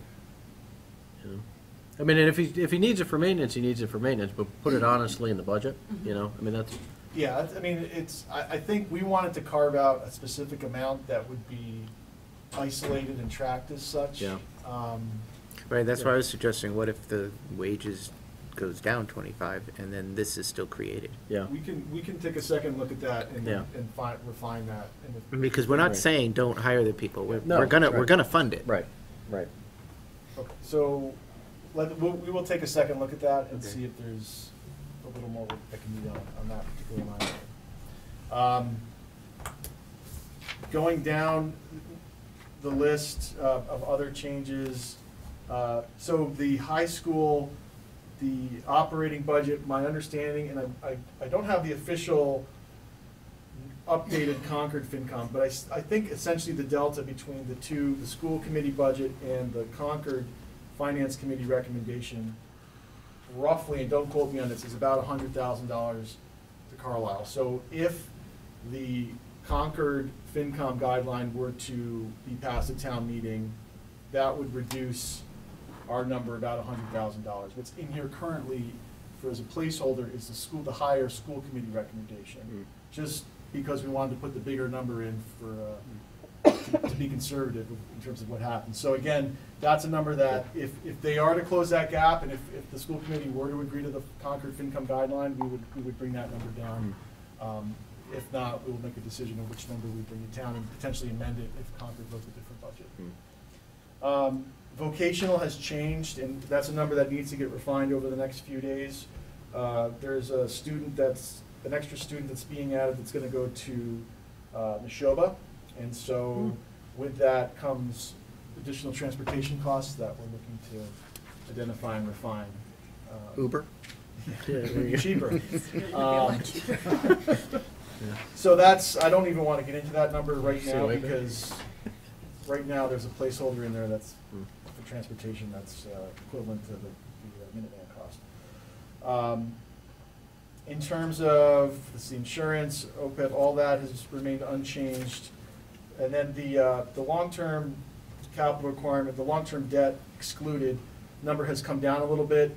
Essentially, we had 300,000 in for the communication. This number brings it down to 200, but then Kerry had to add back in some short-term debt. So we're going to be reviewing that number as FinCom and see if there's a little bit more that can be taken out of there.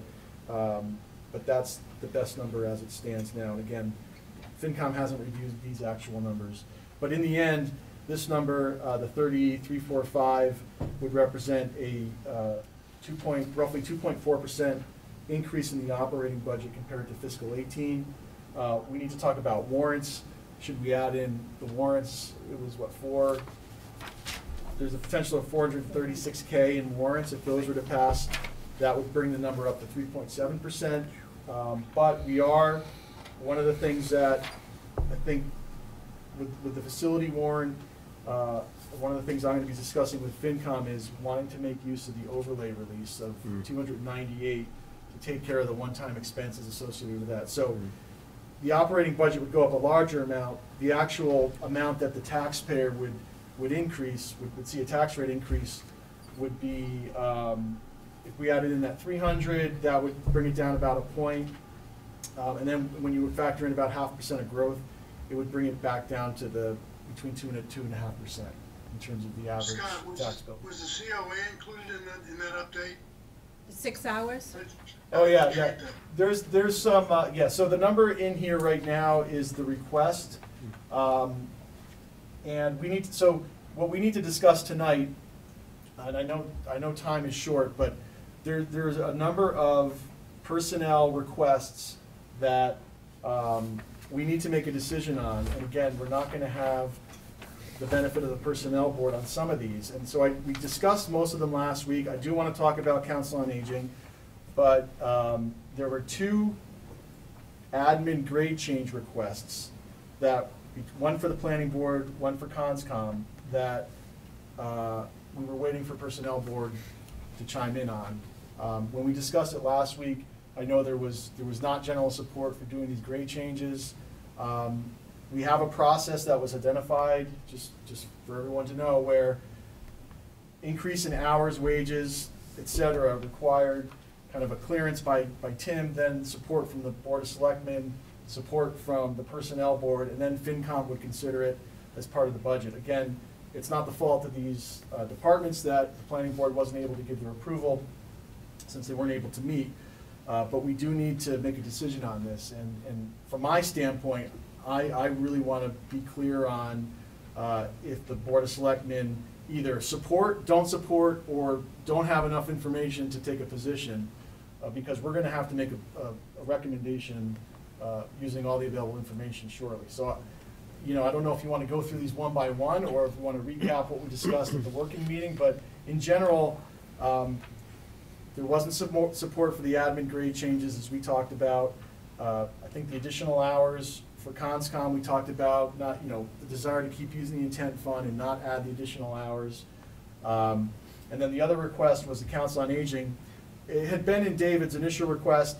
In our discussion with him, we didn't, for whatever reason, we didn't focus on that, so we just wanted clarification on what those hours were and how they're gonna be used. Not that he didn't know, it was we wanted, and Victor talked to David, the liaison, and he provided that information, so, you know, it would be, that would be a question for you, is if you support those hours. So, I don't know how you want to attack these, but we do need to, our committee does need to know your position on these. So, I mean, Yeah, let's start with COA. I mean, I support that 100%. I think, you know, David came in and gave a compelling argument to the board. They certainly do a lot for the town. And those would in a be sense, part-time hours, it doesn't Right. convert anyone's salaries, and his budget request is similar to what it was last year. right, so it's essentially Yeah. flat, not quite, but essentially. we just need to find out, I mean, I don't know, Tim, if we found out if that includes the 2 hours that we wanted to do. It does not. It does not. Oh, It it does doesn't? not, Okay. we discussed this in our follow-on meeting. Okay. The 6 hours does not include the 2, as Victor explained to me, and if, David, if you're watching at home, you can correct me, was that he felt like the 2 hours could be absorbed within the request, should the 6 hours be granted, like he Oh, all could right. make it work. Okay. Oh, even better. So, Okay. it wasn't in, we got clarification that the 2 hours wasn't included in the 6, it hadn't been included in town hall, Mhm. but that we didn't need to add an additional 2 hours anyway. Okay, Okay. perfect. Yep. Yeah. That's my understanding. I mean, I think Right. I voiced my support last time. Yeah. That hasn't changed. Okay. Yeah. Carrie, are you supportive of COA? Yep, yeah, so we're all supportive. Absolutely. How do you want to handle the grade change requests?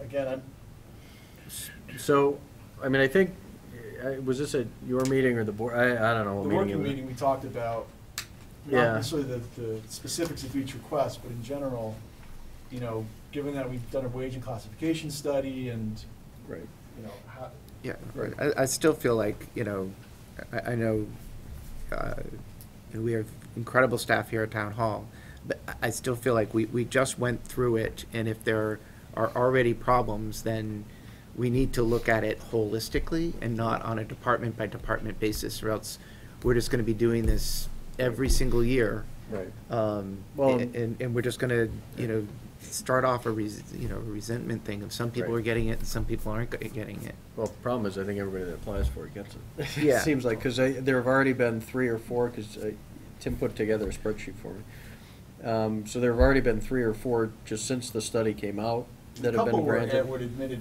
remember? Yeah, I mean, there were a couple always that gonna be were some. acknowledged Right. as Yeah. misclassifications. Yeah, they were, yes. Right. And some And rules there- do and- evolve, Right. but Yeah, there needs to right. be a process. Exactly. Exactly. And I know the process isn't working correctly right now, just because we can't complete the last. Right, I think, you know, and I think I said this last time, Tim, I think because the Personnel Board says that, you know, it makes sense, I don't think, you know, I think that, you know, I think FinCom and Board of Selectmen have to weigh in before it happens. Or otherwise, we're committing a change in our budget Right. mid-year, and it's forcing us to do it at the next step. Yeah. in the next Well, budget but- season. But I will say, the Personnel Board, whenever they have voted to make a change, their vote is always, you know, contingent upon approval of Board of Selectmen and availability of And so how does, I mean, finances. so how does you it, know, how does it from the then Finance Committee. get implemented, you know? How does somebody go from part-time to full-time if they're doing it contingent, but the Board of Selectmen aren't a part of the process? Well, I think ultimately it's like the Board of Health thing, where they, Right, that's what that was the example I was Yeah, giving. yeah, You know, so so then they've already ultimately- put somebody full-time. right, And it happened last year too, right? We already put somebody full-time, but the Board of Selectmen never discussed it. right, right. So I think we need to close that loop. If it's contingent, it needs to be contingent. Right, yeah, truly contingent, yeah. Yeah, and I think the point that we had said, we wouldn't necessarily block a grade change, but we wouldn't necessarily support it financially. So if a department feels that a grade change is truly required and necessary and deemed relevant, then, you know, if we don't up their budget, you know, they could still find it in their budget another way. I mean, budgets are tight, don't get me wrong, But but, the money's still being spent, right? So, yeah, the money's still being spent, but the overall, you know, impact to the taxpayers not there. I think those were the outstanding, and those are not reflected in the current guideline. Those increases are not in what's before you on the printed page. Those would be net adds. we only did one, we did two. The different staffing things, just to reiterate, is these numbers do include funding for the facility manager and funding for the assistant treasurer, Okay. as we discussed. And what we just added is 6 more hours in Council on Yeah, Aging. and that's already reflected in the number in the sheet you see. Okay, and we haven't added anything else? Okay. And then. Aside from COLA. Right. And Carrie, and some other numbers that I'm kind of eyeballing and asking Carrie about. There are some other step changes and things that are also, they're double checking that need to be added in. So, there's still some numbers that may shift a little bit. We gotta do a little more due diligence to make sure the numbers are correct. So I just have a question, not having anything to do with staffing, though. Yes. So I remember seeing earlier in this process, the $7,500 for street lighting. That's been $7,500 year after year, right? No, that's a No, it's decrease. It is a decrease. Okay, I just want to make sure that was it 10,000? Better be. It was 10,000 last year, and we knocked it down another 2,500. Okay, yeah, because I think that actuals were around 7,000 or something, right? Right. Okay, good. So you already caught that. Well, that's what I was actually gonna ask that very same question. Yes. But I So thought this that- I was 3,500 isn't an talking to absolute increase. Priscilla, and I thought it was more like, the bills were coming in at like a few $100s a month. Yeah. Well, I think, So that would be less than 7,500, right? Yeah, and I know initially there's a little more in there than what we, than the electricity, just to make sure that there aren't unexpected costs, like a couple extra thousand in case some maintenance needs to be done or something unexpected, so. But does that accumulate and roll over? No. No. Anything that's Okay, not so- spent would just be returned in free cash the next year. So if we come in at 5,000, that's 2,500 that, would be Yeah, returned. yeah. I mean, in some sense, these lights are supposed to, last. We could argue Yeah. that, We you can know, if reduce we it need a again next year contingency, if we Do need we to. have a good, I know part of the challenge when we did this initial number was we were still being billed. Yeah, no, but I think that's Do we have a been, good run rate now? Do we can we knock a couple grand off of it? Or do we wanna just leave a little buffer in there? Bill knows. I think Bill. Bill, turn them all down. Trees, we have the liability of putting these fixtures back when they get hit. So we could transfer the money to either pay a consultant or to have Gary fix it? I think we if just have wanted to keep a little extra Yeah. buffer in there Yeah. about okay, electricity. all right. And I just, And I I mean, think- it just had been that, Well, I the think bills. year one, and I think Yeah. last year we were at 10 grand, and then this year we said, let's knock it down. Yeah. So there might be an extra few thousand in there, but. Okay, you're happy, okay. I'm not gonna, Well, I'm not you gonna know, complain. I'm never. I was gonna Well, say. we look at it again next year after we have another year of having the lights. Yeah, Yeah. and then, then there's the other issue of the warrants. There was a question that, obviously, the pathways was a very big question for us in terms of if that was gonna be put on the warrant. There's a timing issue in terms of figuring out what the impact would be there. But my understanding, so there's the facilities warrant. Carrie, you have the list there of your warrants. I do. My understanding, and I want to bring this up, Just- especially since Josh is here, the fire tank study, which was going to be a separate warrant, Josh, you said that that was in the scope of your facilities warrant. So there The shouldn't, recommendation is not to do the fire tank warrant. right, so there shouldn't be a fire tank warrant separate from the facilities warrant. And I don't know if that's currently the case. And the fire tank is, Yeah, it is is separate. that a cistern? No. Article 24. It's the. No, actually, 2 tanks. It's going to be- I do have a Oh, revised. it's for gas. It's- Does this have like the new Below ground, facilities they're gonna be numbers in yanked out of it? there. Or- Right. It More or has the less facilities by article, it January, doesn't have long-term caps, 2019. because that hasn't Right, been voted. but it has the amount of the facilities. Yes, yeah. you want, I can But talk maybe more I should about it. pass. Well, no, I just tank, because. I think. Oh, is this newer than what was in our packet? Yes, yep. And we have But eliminated that that's not fire. yanking, and There's that's only just 3 of them here. Hold on, hold on, too many side No, that's conversations. not the stuff. Just for. So what is it? well, Sorry. I have I can't tell you, it was a side conversation. Yeah, exactly. I just said there shouldn't be 2 separate warrants. He's the chair, he's the Yeah. big chair. Do you want me to talk about this or not? Well, I don't know, so what, were you asking for something specific to get, so this is the warrant, right? So this is kind of what we need to go through. Okay. All right, sorry. I wanted to make sure everybody knew what was going on. So there are a bunch of issues of confusion in the tanks. One is that if you change the pump in them, when you take the top off the tank, you may not need to change the tank, but at that point, we might as well just take the tank out. There's the tank out, and then there's the, well, have they leaked? If they've leaked, who knows what we got trouble, to dear do? God. It's $200 Yeah. a ton to get the soil out of there, and you keep testing, and you take out a few more tons, and there's still a problem. So assuming that there's no leaking, we can get somebody to bring in a big truck, bring in an excavator, pull them out of there. If Gary's there with the dump truck to take the remains, the asphalt that's on top of it and haul it off, and we don't have to pay for that, then it'll be about $3,000 a tank or $6,000 soil. We gotta take some samples of the soil, send them off for analysis. You can either keep the thing open while that's done, or fill it for not big bucks while the equipment's there, trusting that it's gonna be okay. If it isn't, you gotta dig anyways. Dig the fill that we put in there, back out. We don't know about the lines themselves, if they have to be tested, if they should be pulled out, but that's why 10,000 ought to cover getting the tanks out. If we find there's contamination, it's gonna be more than that. It's a warrant article.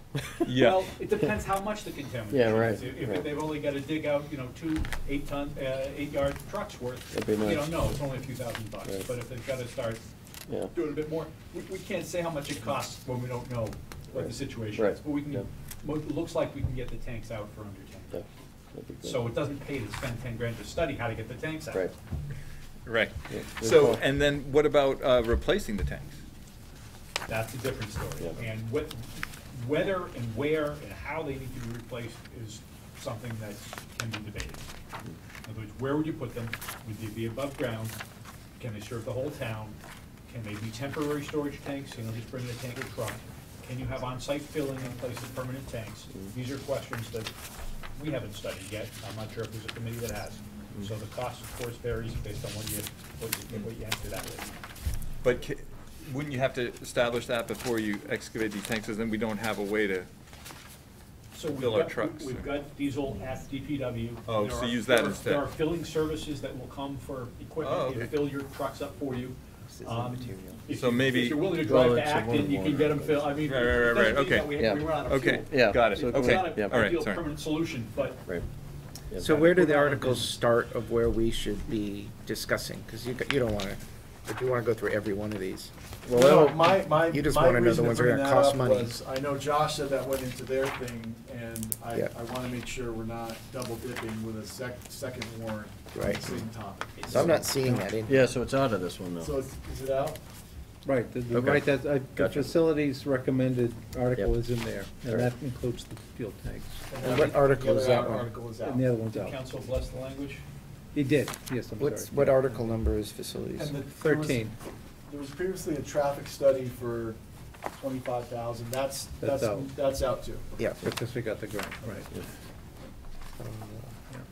Oh, I see, it's the big So chart. yeah, the 436, Yeah, that 900 one's warrants is basically, most of that's facilities, and then there's the 25 technology, and then some of the other smaller. OPEB revaluation, OPEB. the standard, and then the special appropriations.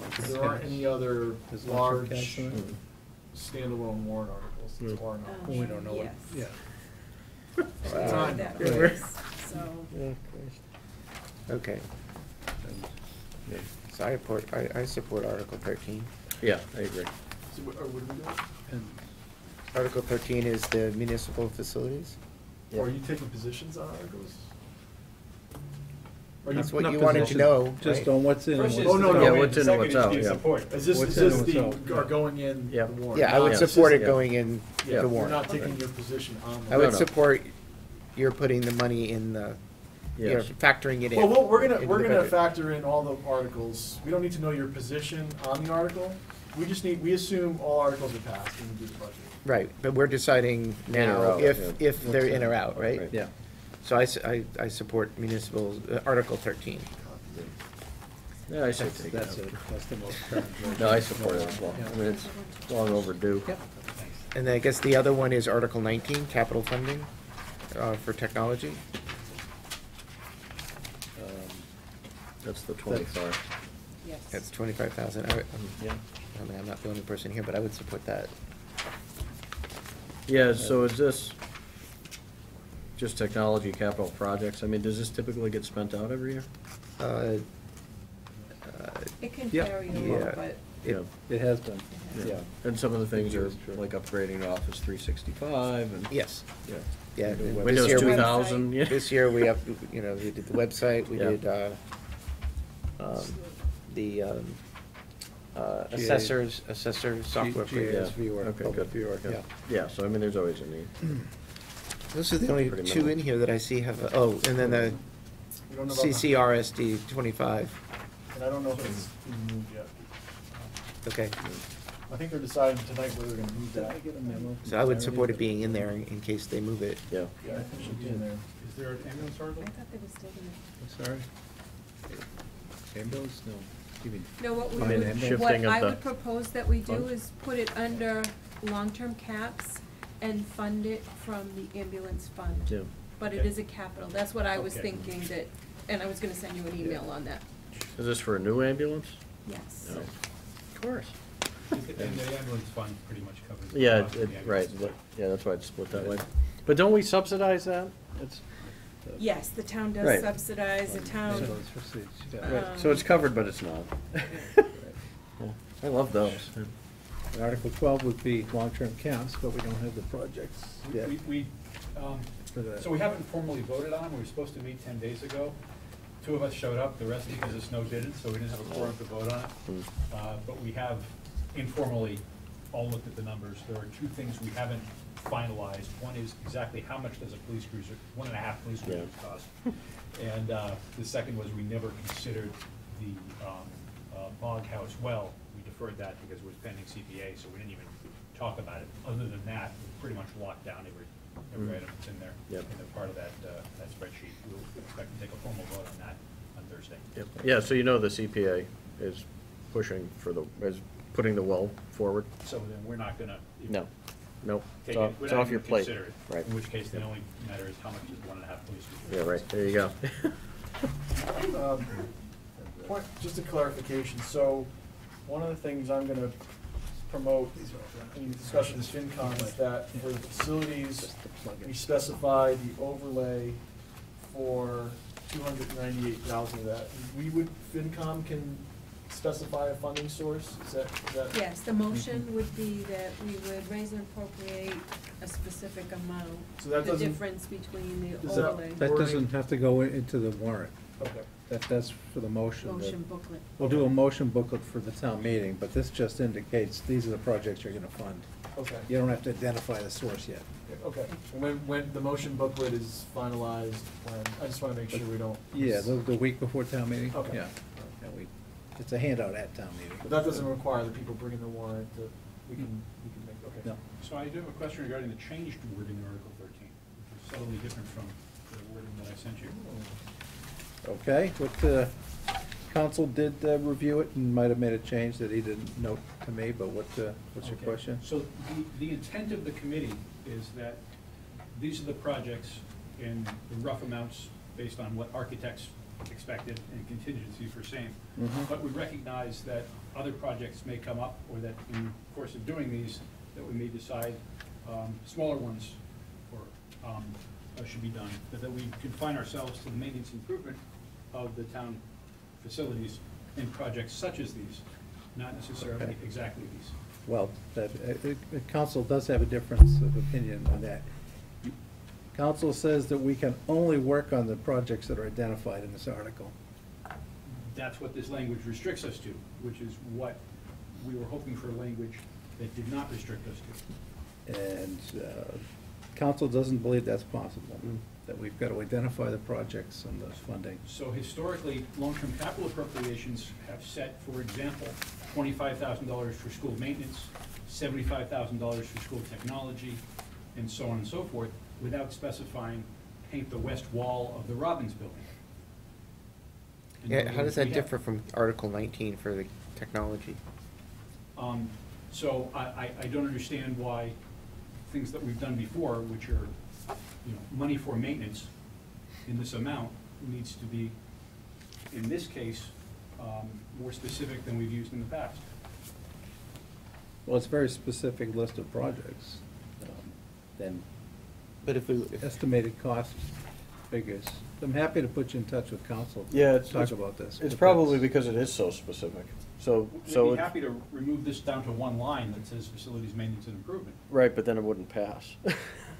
You know, I mean, Projects ultimately, such as- right, but ultimately, my guess is that it has to do with the specificity of it. If you tell the town you're gonna do Maybe you X, could Y, say and Z. town hall projects, you Right, know, a right. certain figure, fire station project, you know, Right. maybe it could be less granular than it is. Yeah. so the Basically- first year we did the capital funding for technology, Mhm. we said for projects, and we said such as, and that one went through town council. Now, the technology one is just $25,000, it doesn't even list a project. I think, I mean, he gives an example in the summary. I think it's good to have this list of projects, because we want to make sure that these projects are the ones that we're getting done. Right. And, we can get a report back on, how many of these things we got done. But if something else comes up and the facilities committee decides that actually should get worked on, Yeah. I I don't mean, know. as we went over this, we faced a choice, whether we choose to lump it as town hall projects, X Mhm. thousand dollars, Right. DPW projects, like Y $1,000, and name projects like that, and have language that limited us to that, or to have language including the phrase such as, and then give more specifics on the projects. What we decided was, Excuse me. What reporting requirements will we have for the facilities manager to the town administrator? Is it a monthly report? my understanding is facilities manager reports to the town manager. What reporting arrangements or frequency would you want? Well, I'm just suggesting if he had, let's say, a monthly report, he could address that specificity and make it fuzzier in his report by explaining why he did this, because it was the right thing to do. He discovered that 4 panels needed to replace, not 3, and he did it. I mean, there ought to be a mechanism for doing that, in a way that makes sense. That would seem to me. The problem is, though, if the warrant doesn't specify 4 panels, or, he can't do it, that this limits you. But it says panels, I guess that could I be mean, any number of panels, panels. I think the goal was to kind of frame the sandbox, but leave enough flexibility, like, these are our priorities, but leave Right. enough flexibility for Right. things to happen, and it sounds like you sent the draft and it was kind of put back to, here are the projects and here are the costs. Yeah, well, basically, we said either we can go with very general description of projects. Yeah, we're hoping there's a middle ground, and- but maybe there isn't. and nail us to those general descriptions. In other words, town hall has to be this amount. Or we can have this very specific list of projects and include language such as, so that we can move money between them or to other You projects may that not be arise. able to do that. So- But what we're at is sort of a worst of both You combinations. can't, council believes you can move money between projects. You're not, only these are ones on this best, list. these are only projects on this list, correct? Which is what I have issue with. Can you add a So- project of all right, so I town hall think, maintenance? I think we're not gonna be able to solve this No, I think problem it tonight. I can't. mean, I'm happy to talk to Tom and, Yeah, or, if I Josh think wants we to. all are on the Yep, same page with talk to him, intent. that's yeah, fine. Yeah. Good. There's And an- and there's maybe, an maybe easier there's way a- to do it. if we have to make it more general in the presentation to the town, we can be more specific about the intended projects. We can give handouts and slides that go even more detail than this. I know you can. All right. all right, But I'll set that call up. okay. That needs to happen pretty quickly, though, right? Yeah, we can do it tomorrow. Yeah, Yep. I'll get in touch with you. Yep. Josh, do you want to be on that call with town council? I would like to, please. Sure. There's a reason I drafted the language, and I'm glad I checked. Josh is gonna be on it, I don't need to be on it. Awkward to tell. Okay, that's fine, yeah. Oh, want to amend this? Like to make an amendment? Fine. My own motion? Just say maintenance? Yeah, and so again, our part, we'll have, if we can't meet tomorrow, we'll make our recommendations on Monday. And I talked to Tim about making sure we had our materials and the budget letter ready to go on Tuesday. Which will work within the timeline. Personnel board is meeting Monday. Too late. Yeah. Yeah. Okay. All right. Well, maybe they won't be meeting. Yeah, I was gonna say it's not Monday yet. Should we discuss the letter we got from Board of Health? We could, but I mean, Oh, it came to all of us, right? yeah, did everybody see the letter? Did you see the letter from the Board of Health? No. So, no, so, yeah, I don't know, do you have anything else, or do you wanna go home? You're more than welcome to go home, unless you have something else. No, we don't need you, but I just wanna make sure you don't get halfway home and go, oh, crap, I forgot to say. No? Good, all right. Have a good night, Josh, thank you. Thanks. So, yeah, so, what was it, about a week ago? Board of Health came back again. It was last week, yeah. Yeah, about a week ago. Board of Health came back again with a request for a 30-hour position. They came back with a succession plan, or a memo saying that they were gonna do a succession plan. And I believe, did they send one? I didn't. Just, they sent the minutes from that board Yeah, meeting. right, where but they didn't- indicated an intention to put one together. Put I one don't think it together, was right? fleshed out, no. Yeah, so, Their letter stated that we requested them to do it. yeah, which is not exactly on point. no, exactly. So our statement was that, you know, we may be supportive of a full-time position if this were somebody who were to succeed, Linda Fantasia. You know, we're thinking the same thing for planning, thinking the same thing for Conscom. But this memo basically stated that they still wanted the 30-hour-a-week position. The plan was that Linda may retire in 3 years, so it would be a 3-year succession plan. I mean, I don't know why you would need a 3-year plan. Either way, you know, we didn't have it on the agenda to discuss tonight, but since we are talking about the budget and the Well, it's salary. directly Well, I know related to. In this instance, it's interesting because when we met with Board of Health, the request for their department was the same, whether it was 215 or 130. It did not impact their department budget. It may have an impact ultimately on health insurance, Right. but practically speaking, And retirement.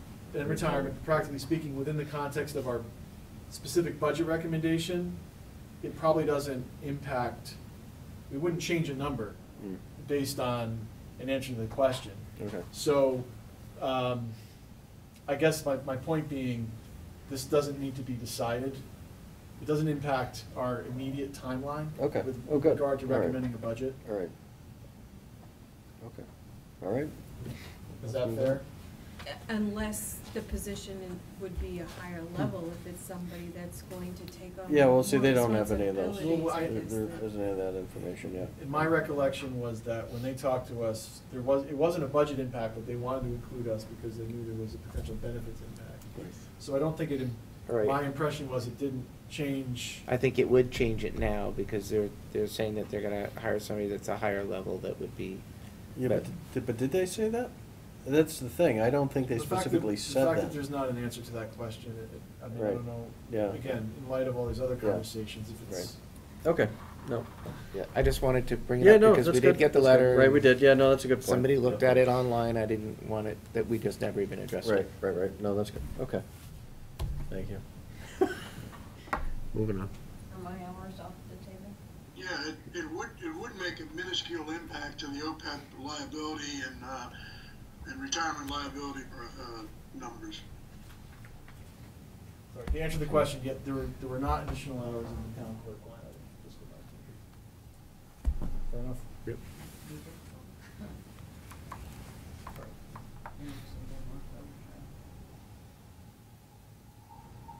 All right. So what's the next thing? So I think That's we all went I through. got. That's all you got? That's it? Really? So we Come just- on. What else? Come on. What else do you I want? don't know. I mean, it's. We went through all the articles that had, So for us, I mean, it's really, we have to just finalize our Yeah. number and our recommendation, and that's what we're gonna be doing tomorrow, and if not tomorrow, Monday. Yeah. And then, we may have to push to Monday anyway if we don't have clarity on a couple of these other, there's a couple items that we wanna make sure we get right, and Tim said we had till Monday, so Okay. there might still be a couple minor tweaks or corrections, but, you know, we're talking, 0.05 of a percent in terms of the overall budget. Yeah. it so- seems like we support everything that's in this one. Yeah, I think so. Yeah, so the CPC one changed a bit. I'll send it to you. I kicked it back to Jenny. Basically, the only thing that was added was, there were extended clawback dates for 3 projects. And then, yeah, then she split it out into 3 different motions, and I asked her to put it back into one. But basically, so it's trails, conscom for toll, and the housing trust. So those will all be put forward to be extended. Yeah, and then there's the bog well, bog house well, and the 16 for Historical Society. So, The what? heat pump for the Historical Oh, Society? Historical Yeah. Society. Yep. And the transfer of, Oh, and you had asked about conscom, right, with the hours? Oh, another item that, I forgot, that we're also trying to get a better number on is snow and ice for fiscal 18. Might not surprise you that we are well over budget. Really? With more storms coming, so, ultimately that would impact not the budget for fiscal 19, but the free cash, so we have to decide how much free cash, so Carrie's working with DPW to get updated numbers. Yeah. Till as far as we can go Big. with the storm still ahead of us. do we always just deal with that just because we don't wanna raise the funds in case it's a warm winter? I mean, that makes Well, sense, yeah, doing it that basically, way, but. Yeah, I mean, I have the same question of if we should just increase the snow and ice budget, but at this point in the budget process. Yeah, no, You can never reduce it, that's the thing. right, Oh, is and that it? Yeah. Right. it might Yeah. make sense just to keep it the way it is. Yeah. Because if you have a mild winter, you're Right. not tying up funds. Right. And you can overspend. To- We typically overspend in that. That's one we go into and know. Yeah. There's usually a certain amount of reserve that we do it, transfer for. So in the 2 point, whatever it was, percent, other than the, That doesn't include the warrants. okay, but other than the money that we're getting from the taxes, are we moving money from anywhere else to get that, So to be at that level? So we need to get a free cash number. We'll be applying some free cash. Last year we did 310,000. I don't know if we're gonna be able to bring the same amount this year. We're gonna be working with Carrie to figure out some of these transfers, like snow and ice, will dictate the free cash number. The big number that we will be applying is the overlay release of Mhm. approximately 298,000. Revenue growth right now is forecast to be less than last year. It's 10 million. But we're factoring in 10 million, which would bring approximately 180,000 of revenue, or say a little more than 0.5% that would offset the current base of taxpayer. And then we're just assuming level state aid. Yes. Um, It's gone up a little bit. I put in the governor's budget, and Yeah. it is up a little bit. And then historically, over the last few years, so that would knock, so if the warrants passed, and I said, and don't quote me on these numbers because they're not exact, but say that with everything passing, say it's 3.7% increase, we apply the overlay, which takes you down 1% to 2.7, we have growth of 0.5%, and I'm talking the average taxpayer, 2.2, state aid assumptions. I was asked Carrie to look at this last year. I know at this point, we forecast a 4.2% increase for the average taxpayer, and it came out in the low 3s. So typically, we're conservative in what we assume for state aid and revenue, so that usually it's lower than what we think. So my hope is if we think it's gonna be 2 change for the average taxpayer, 2% and change, that it comes in a little lower than that Mhm. ultimately but we won't know that number until after the summer when all the state aid is finalized and we finalize the tax rate. And the new growth can still grow a little bit, Yeah. but But we- right now, that's the number that the assessors are comfortable with. And we tend to be conservative, so more often than not, the actual increase is less than what we say, and that's intentional. Not that we know that there's something coming, but No, typically, but, you know, we assume a more conservative. yeah, you don't wanna go the other way. Yeah. Maybe And- we'll and be I- at but I 0% this I year. would, exactly. before we all pat ourselves on the back, I would reiterate that, you know, we're benefiting greatly from the allocation change at the high school this year. Yeah. Which is And why so we need to not spend that money. Yeah, so CPS is at a 2.4% increase this year. You know, so that, you know, I think that's a good number. The high school, depending on the budget, we will be down, even with the vocational, I think education is gonna actually be a decrease this year over last year, given the allocation change. So that's not something, you know, that's gonna be recurring, and every year it's gonna go down that amount. So, you know, but to offset that, we're making a couple changes that we think can make the town more efficient and operate better. We're taking on a big facilities project, and I think once we get the facility manager in, we can really look at those future years, and hopefully we'll see what we can, you know, with pathways and some other projects, maybe we reprioritize. Right. And then we'll have the 200,000 coming off the books next year, and we're adding a couple hundred for the community. So, you know, I'm not saying it's not all like, hey, we figured out the budget. We're still taking on a lot as a town, and that's my point earlier. We're still paying for schools, we're building a new communications center, we're investing significantly in buildings, you know, and we have an OPEB obligation. And we have an OPEB obligation. So, you know, there's a lot going on, and we need to be very judicious about, in addition to finding efficiencies in our operations, which I think next year is something we should really talk about as a priority. We need to be very judicious about what projects we take on and how big those projects are and how we stage them, because we can't fix all the buildings and build all the pathways and pay off the schools and build new communication systems. I mean, Renovate a bog. and renovate a bog, and, you know, there's a lot of worthy Yeah. projects. We're just Right, gonna no, have to it's figure out how to true, yeah. prioritize and Right. and stagger and stage and time them in the Right. appropriate way. And, yeah, Scott, Yeah. yeah, do you have any sense of how planning is gonna fund the consultant study for the master plan? There was, no. I mean, there was additional money in their budget for the analyst to populate the GIS data. Right. I know they had some money available for planning. Right. Um, Yeah, I thought the They plan was have, to, they had some funds available, didn't they? right, I, 50 grand or something, right? I don't think it's at It's not 40 that maybe. much. Yeah, But- but I think the plan was that they had some funds and they would move forward with that, but they weren't gonna do an ask. The ask will be next year. There was some discussion about that early Yeah. on. I don't remember the number off the top of my head. I think Yeah. it was $30,000. Yeah, 30 or For 40. a 40 consultant. and 60 maybe? Yes. But that was for a consultant to help with the process, not to Right. do the actual plan. Right. That had been discussed. Yeah, I'm they gonna were get one of trying those to break jobs. it up into 2 phases over 2 years or something Yeah. like that, but they were thinking, you know, Concord spent north of 150,000 Yeah. I in bel- I- consulting fees. Yeah, and I don't want to speak for them, but I think they were gonna, my expectation is they're gonna come back next year Yeah. with a refined request. Yeah, that's what they asked. Because I think there were some questions up in the air, and they wanted to Right. kind of get their ducks in a row for next year, as I recall. So the timing of this is gonna be really extended, it looks like. Yeah, Of the master plan. yeah. Yeah. so I just want to make a little comment, if I may. Sure, Chair. sure. Yeah, I mean, one of the ways that towns solve this problem of you know, tight financial situations, they grow, you know. Yep. They start putting in, you know, town sewer, and then they, you know, they grow their municipality, they increase their revenues that way. Yep. But I think we have to be clear that that most people, it seems, in Carlisle move here for its kind of rural nature. Right. And that's inconsistent with, you know, growing the revenue Right. in a No, I huge agree. way. Right.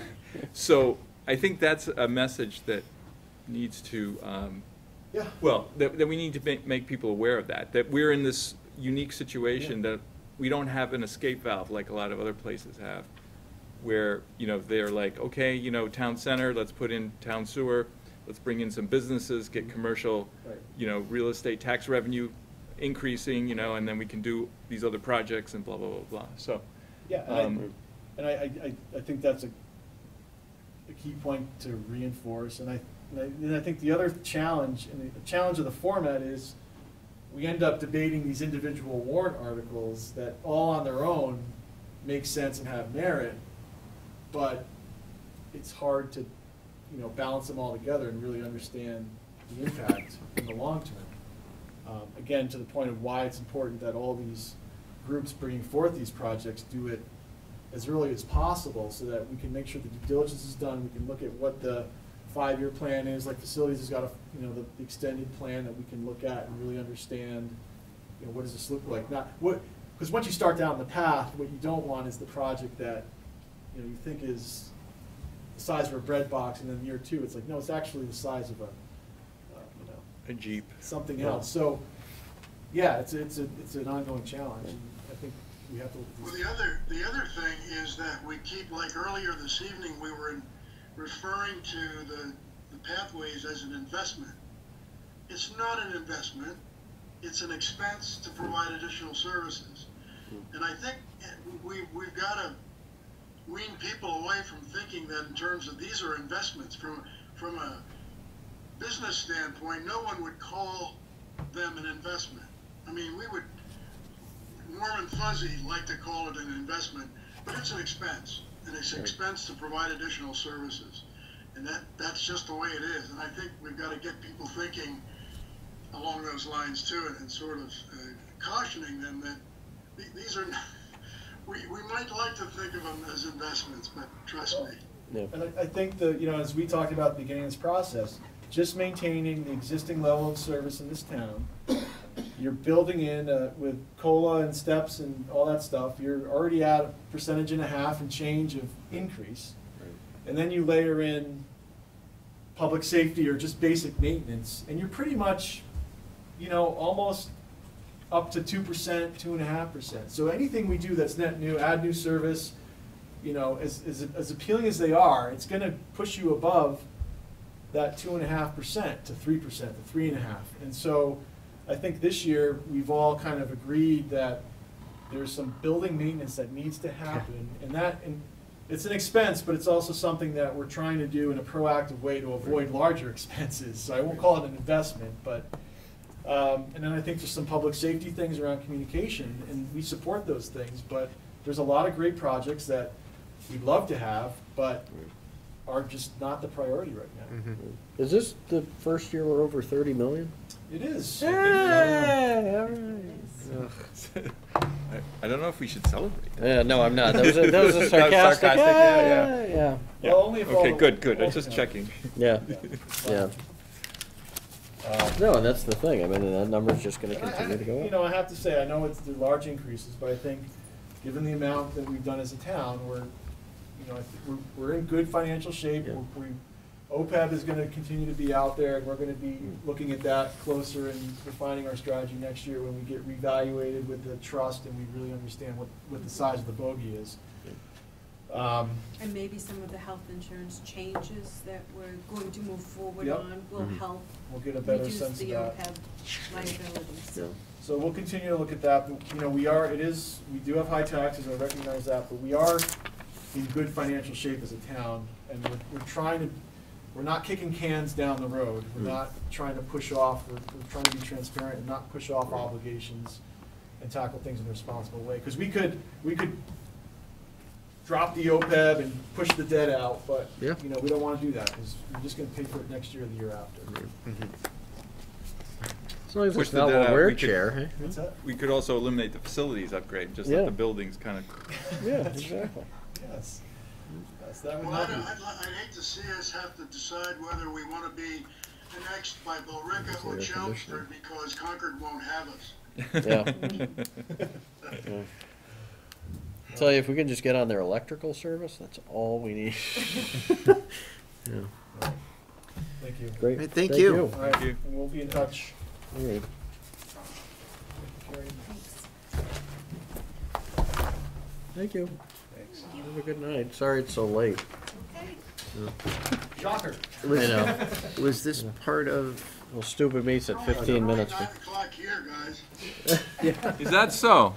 You want to give us an hour? How does that work over there? Are you not on daylight savings? Yes, we are, but we're in the central time zone.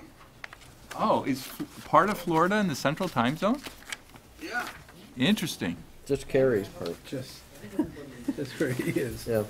All right, So so you're gonna have jet lag when you come back. Yes, that's exactly. mine, that's, oh. All right.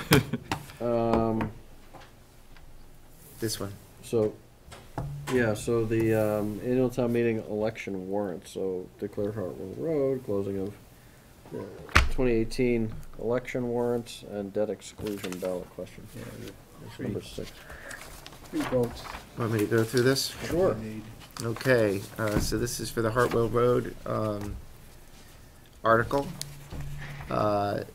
I move that the board vote to declare the following properties as surplus to general municipal use.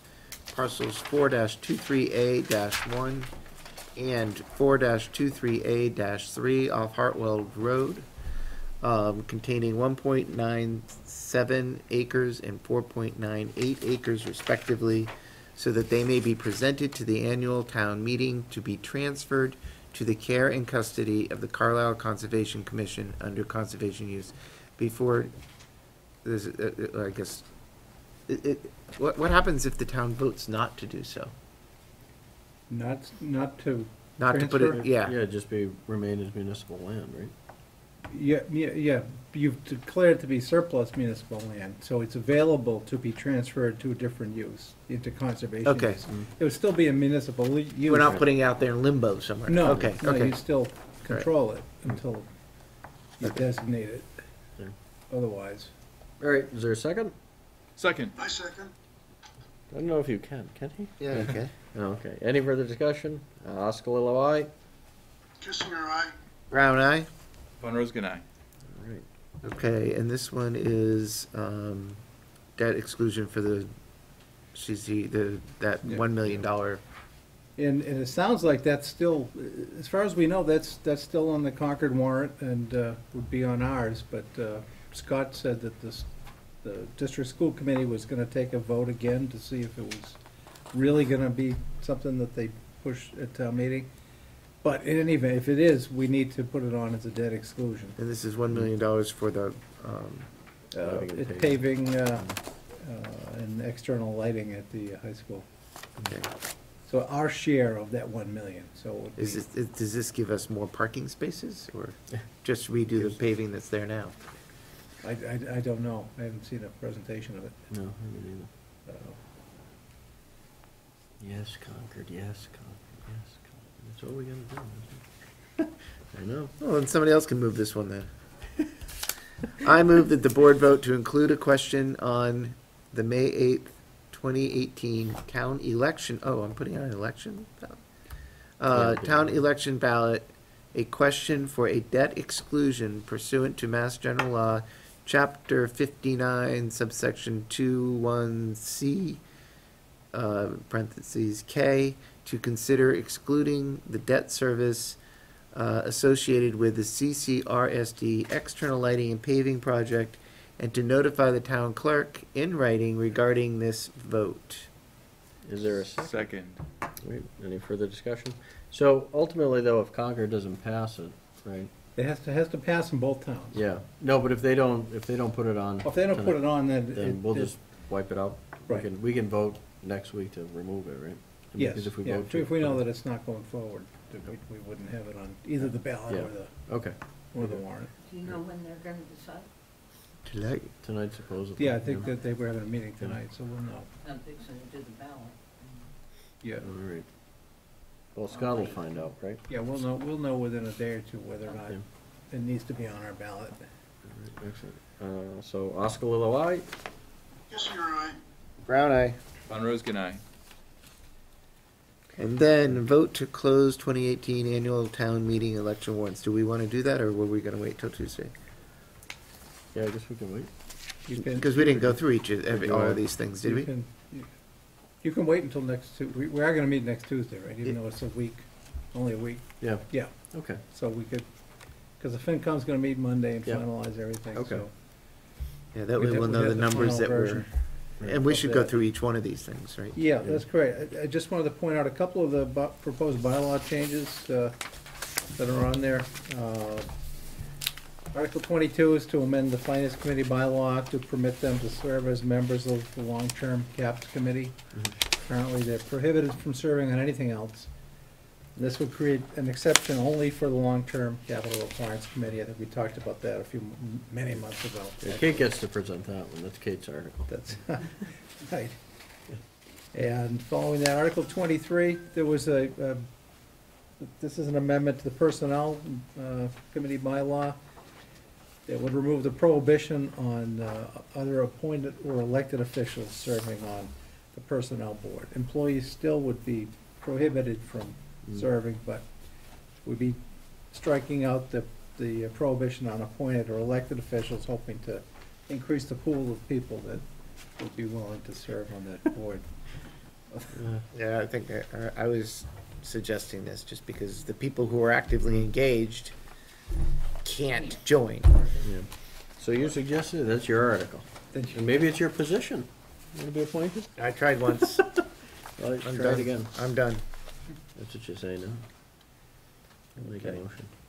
So we'll, you can finalize it next week, but there's general agreement, we're not gonna add any more Right. articles. So this is No. kind of, is that correct? I mean, you can still delete something, but, Yeah. well, I guess between now and next week, if something came in, it probably Yeah, no, would. because it's gonna face that level of scrutiny. Earlier today in the, yeah, Did you say may I? Of course. Yeah. Yeah, sure. earlier today in the open mic session, Steve requested us to send him what is in the budget currently for housing. Yeah, for the proposal moving Posted forward, yeah. Yeah. Yeah, we couldn't So- remember the exact number. Yeah, so is the, I'm assuming that regional is in there? Yeah. it's- Correct. I'll check with Scott to see how much they used for the facility position, because the remainder was kind of, Well, no, I don't think we'd want to do it that way. I think it's what, so we're not gonna have to pay for the extra 2 hours. And then the other Right. thing we were doing was we were saying that the regional consortium we were going to fund. So I think we just tell them that amount. okay. Right? I think initially we had, 17,000 in there, it's probably more like 7 or 8 instead of, so. It's But I whatever think- we think the regional consortium was gonna cost us. but Yeah, I think- yeah, I think it was 75, but I thought last week Scott said 15. So we may just want to confirm that. That's why I didn't say anything to Steve, because I think it was based, the 7,500 was based on 100 hours. All right, Mhm. and then, but I think last week or whenever we met with FinCom, Scott had mentioned 15. Yeah, so whatever, in there. Okay. none of that money is actually allocated to housing authority. Right. And so Right. what we are truly spending on housing authority is going to be whatever it would cost for us to join the regional consortium. Right. Because we said we would fund that, we would do the 2 hours, but it seems like we don't have to do that. Mm. And then anything else that came up would Right. be funded by the housing trust. Right, right. So if it's 7,500 or whatever it is, 'cause Whatever the- I think what they wanna do is they are gonna come in and try to amend the operating budget, and I think that they wanna account for that Right, they'll $7,500. subtract it out. Right, not double counted. And so, but if they're gonna subtract it out, they'd be subtracting out the housing, the regional consortium Right. funds, Yeah. which I Okay. think is $7,500. Yeah, I thought that's what we agreed on, that's why I thought it was a little funny that Scott said 15, so. Yeah, but I think he's just looking, I think he's just looking though at the whole big bucket, and that's Right, not all no. allocated to housing authority. Right, right. Okay. Is there any reason we shouldn't close the warrants tonight and not redo this again? The only reason why I don't feel comfortable doing it is we haven't gone through them all, and I'm too tired to do that now. But, yeah, but don't we do that after, when we take a position? I mean, ultimately, there isn't You anything. don't have to take positions. No, This is really just deciding what's on there and what isn't. right, Yeah, Yeah, I haven't. And we'll finalize the language for next week, and you'll get a look at, before we go to the printer, you'll have a look at the final language. yeah. next I mean, Tuesday. and ultimately, we could always open it and close it again, right? Yeah, oh yeah, Yeah. no, that's, Yeah. it's your call. Yeah. All right.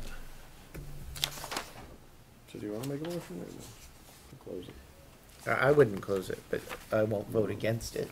Okay. Um, Motion? Carrie, Yeah, you, exactly. Carrie, you want to close the warrant now? Yeah, I don't know exactly how to word it, but I move that we, It's right here. We're gonna move, yeah. Yeah. oh, here we go. I move that the board vote to close the warrants for the April 30th, 2018 annual town meeting and the May 8th town election based on the draft warrants presented this evening, subject to final review by town council and to the town administrator as to language and form. So, Thank you. Is there a second? Before you go ahead. and I would just amend it and the Board of Selectmen. Review, Yeah, town council, Alright. town administrator. Yeah. That's fine. All right, Is that a friendly amendment, Carrie? Sure, Yeah. yes. all right, is there a second? Second. All right, any further discussion? Oskalilo, aye? Kissinger, aye. Brown eye. Von Roskin, aye. Great, it is closed. Doesn't mean we won't reopen it, but. Yeah, so I'll send you the revised one for CPC tonight. CPC? Yeah, yeah, because I'm sure Jenny got back to it. Yeah, one other thing that Steve did say, and I'll give this to you, it was the Phil Gaffey from, is he with NOAA? Yeah, he's Yeah. with NOAA. Came back and asked if the town would be willing to put something in the budget to pay for rental of the room, so here you can, community room there. I think it's a little late in the game to do that, especially The considering. one that, the don't one that really- we were gonna get gratis, is that room? Yeah, the one Yeah. that Right. the agreement says is for free. Right. That one, Yeah. okay. Yeah, so, but anyway, yeah, so now you've got that, so I'll just All pass right. that off. All right. Thank you. Okay. Looking forward to your last town meeting or no? Yeah, Yeah, kind of sad way, yeah, yeah, very bittersweet, yeah. but now that we have the RV. not Oh, bitter. nice. Oh, good. Oh, good. And I've learned to drive it. Oh, beautiful. Oh, even That better. should scare you all. Yeah. Well, so Stay off you- the road. I was gonna say you won't be coming down my street, so that's I'm gonna good. bring it to the parking lot before I go. Good. Monday, Yeah. once I gather my courage. Yeah. And I'm sure the insurance is paid. Yeah, there you go. There you go. Yeah, Yeah, it'll be good, fun. good. See you going up over the rotary. There The you thing in go. the, Hey, now. oh, there's Charlene. Yeah. Yeah. Great. Well, that happened to Steve, first turn he made. Oh, I bet, yeah, no, those things don't, I mean, they turn well, Long, it's very long. but, yeah, yeah, It'll be great. yeah, yeah, no, you guys will enjoy it. Good. Yeah. Come capture you and we'll have a road trip. Yeah, hey, that sounds good, yeah. Yeah, so, great. Okay. All right, thanks, Very Charlene. Okay, thank you. All right, good. Tim, you are on, I think, for Oh, this, right? okay. I've lost my agenda.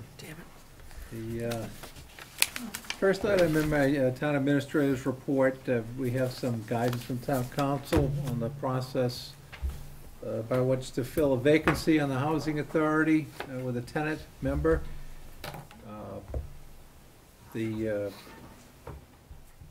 The position currently held by Alan Lahatsky, when Alan eventually vacates that position, and we understand he's moving out of town, that the position would be filled by both the Board of Selectmen and the Housing Authority.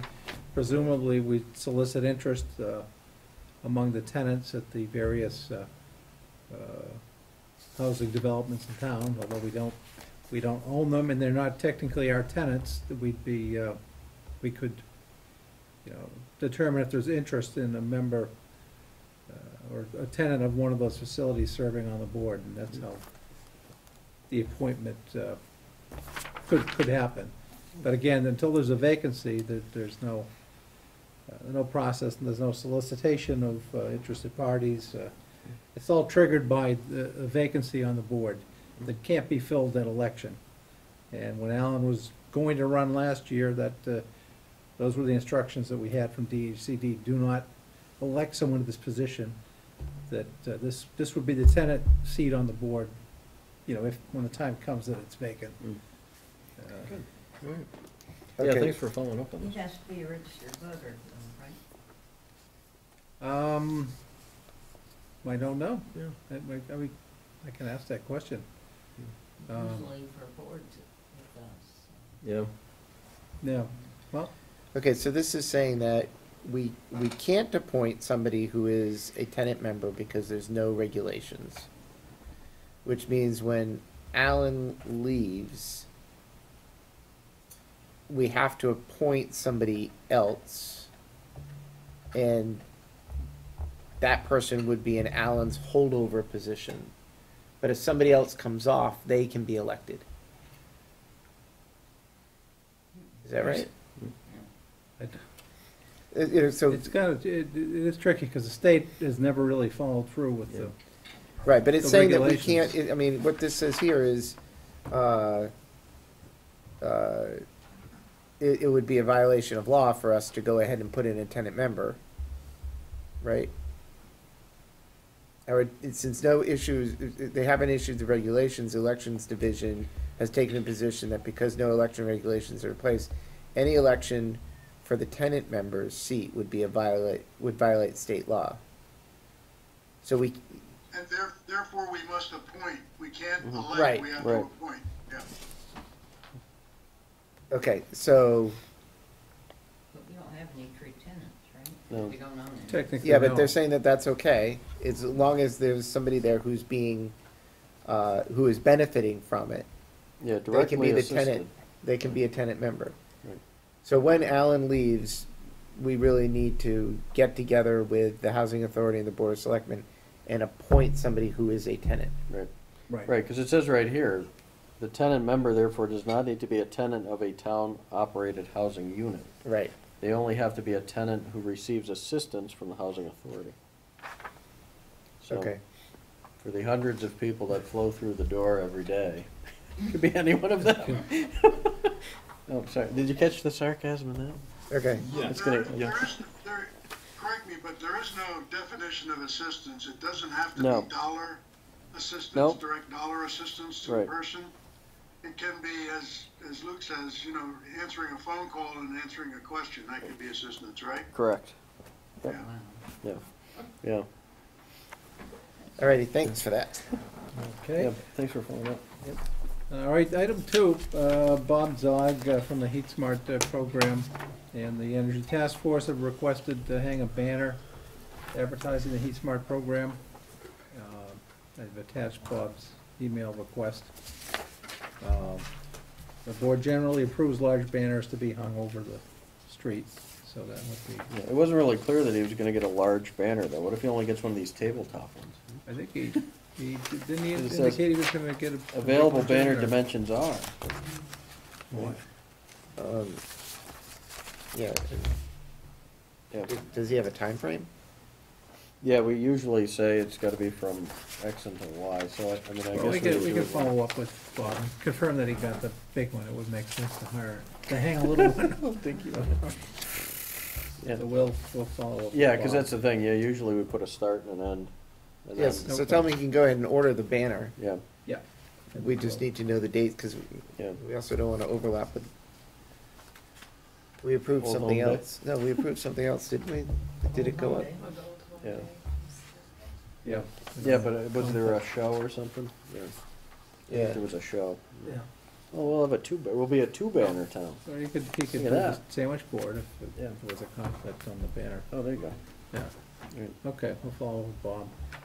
Item 3, our Complete Streets grant was approved by the state, $30,000 to conduct a traffic safety pedestrian study. The paperwork's gone into the state for the state contract, and once we get a notice to proceed from the state, then we can re-engage with the TEC to get the study going, and once the snow melts, I suppose, you know, it'll be a lot easier, but certainly good news. Yeah, And we did take that placeholder article off the warrant excellent.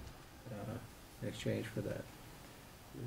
Item 4, regarding the Mosley property, so-called, the property that the town purchased at 338 Bedford Road, where the Till Group home was built, and so forth. Been known most recently as the Goff property, and the Mosley family has owned it for many years, and had always hoped it would be referred to as the Mosley property. And they have asked if the board would have any objection to referring to it in that fashion going forward as the Mosley property and not the Goff property. I think that was the married name of Mrs. Mosley. And so they've asked if we would use the family name. The Housing Authority members, I polled them, and they had no objection to doing so. We don't use the term that often anymore, but, you know, it's identified by the address. But I don't think the board needs to vote, but just, you know, would help, if we had a sense of the board that that was acceptable to you. I think that's how we would do it going forward. Sure. Is that I have no issue with it. Put up a banner. Yeah, there you go. A little sign. I'm There is- okay. There is some, Okay. no, there is no conservation in there. No conservation. all right? All right. Thank you. Thank Then- you. Then finally, I think we've got, I hope we have the original, for the order taking for 767 Bedford Road. I don't know, Jennifer, we've got that. You voted that previously, but we've got the document from town council to be recorded. So we'll get that. Chop, chop. Let's go. All right, and then, Didn't you have to leave again? I thought you had to leave again. what's that? No, the schedule just got moved earlier. Yeah, it got moved earlier. Oh, So good. it actually worked Okay. out. I went there first and then Oh, all right. Okay. I came here. So Okay. that's all I've got. Oh, you got the rest of the night then. Oh, good. It seems like for March 27th, if we're also going to go through the whole warrant, that's going to be a really long night if we're meeting Well, we with can all these move- other people. Yeah, that stuff hasn't been really totally confirmed. That could be pushed later. Maybe one of the April meetings that Yeah. is a little light before Oh. town meeting. What's that? Yeah. That So was the discussion Claude was talking about, but yeah, the radial pathways. I Yeah, don't we can know push that we're out. ready to do that next week. Yeah. When are you gone? 'Cause we'd like to- After after town May meeting. 8th, right? Yeah, well, Okay. yeah, Well, May after 8th is the election. You're not getting off the hook that early. Yeah. Right. So we can. Yeah, Do we'll it bump the it maybe. 10th or the Yeah, maybe 24th. bump it to an April one. Okay. So what is Trails? Do you know what they all want? What Trails wants? What CCF wants? I think- Or is I it think all all- part- I it's think all the It's all same one ones that- discussion. yeah. It's Oh, just, oh, it's oh. just, Part of it's the not, no, same no, it's just discussion. one, Oh. you know, Yep. yeah, Okay. Oh, okay. Then we'll punt the whole thing down. Oh, nice. Okay. yeah, it's just one agenda item, Yeah. really. It's not. All right. Perfect. All right. Okay. Yeah, I'm gonna try to get some citizens who are concerned about this to come in. It seems like the better group to go to would be the one we just asked Tim to pull together, because it's all part of that Yeah. that yeah. bigger Planning. planning process. Yeah, yeah, yeah. I'm not sure that, Yeah, I'll talk I'm not sure it would make any sense for us to take on this discussion after we just, at that one. after tonight. Yeah. Well, this is different in the sense that, But it gets back to that coordination piece. Right. yeah, but I want to create a consensus on the urgency to go beyond just the pathways. Yeah. sort of. Yeah. No. I think You know, that makes a lot of and sense. because unless we establish that there's motivation out there, I think that has to come first, right? And then tell the planning people and the pathways and everything. Yeah. I mean. And this is more, I think, something that Trails and CCF would tackle than it would be, because this wouldn't be on, well, I guess the pathways are sometimes on private land. They do get easements and stuff, but there's a lot of public land involved. This Trails thing would involve, to a large degree, private land. Yeah. Like my little trail and, So, I don't want this to take a long time. I just want to kind of get it on record and just, raise awareness, really, of the thing. Yeah, no, I I don't think it's a good expect it idea. to be a big controversial thing. Or, No. it's more just, Oh, you don't- do you? what? I said you don't, do you? Yeah. No, I think it makes a lot of sense. We really, need to continue that discussion with pathways and trails and. Yeah, and I'm fine with it being April 10th. Would you mind moving Kerry so that he's not just looking out into the room? Oh. Back with us now. Yeah. Yeah, you know, and I agree, you know, it should be kind of like a tag group, you know, where you pull one member from each and then they go and report back to their respective boards. I don't think the master planning, because that's not even the real master planning committee, that's like a steering committee, yeah. And that's just it, you know, they're not the experts in the room on that sort of thing. It should be all the other committees that are involved. And, you know, ultimately, while they should be reaching out to them, you know, that's part for the master plan, you know, I mean, the master plan folks shouldn't be the one putting the proposals together, really. You know, I mean, that input should come from the expert boards, you know, so. So April 10th? Yeah, we can do Because April 10th, yeah. I can start rallying people. Yeah. Say, hey, Okay. save that date. And Yeah. Do we have a time already, or? We can put you on first. So, like 7:05-ish? Yeah, sure, yep. Okay. Claude's Day. I Call would- it Claude's Day. I would like to respectfully request that we put off the minutes until the next meeting, since it's only 1 week away. And Okay. I didn't have a chance to read through them. Okay, yeah. I thought you were So, gonna say resign, but, yeah. Are you ready to move to adjourn? Are we Well, at that point? yeah, so we have to actually go into executive session. Oh, right, move to go, because I'm going to I stop gotta get the you some stream. eggs. Are we gonna do any I'll buy some liaison eggs. reports? You want some Oh, eggs? liaison Yeah, reports. do you want some eggs? Next week. Okay. Okay, I move that the board enter into executive session Oh, pursuant. wait, what about the liaison reports? No? Do you have any liaison reports? Nope.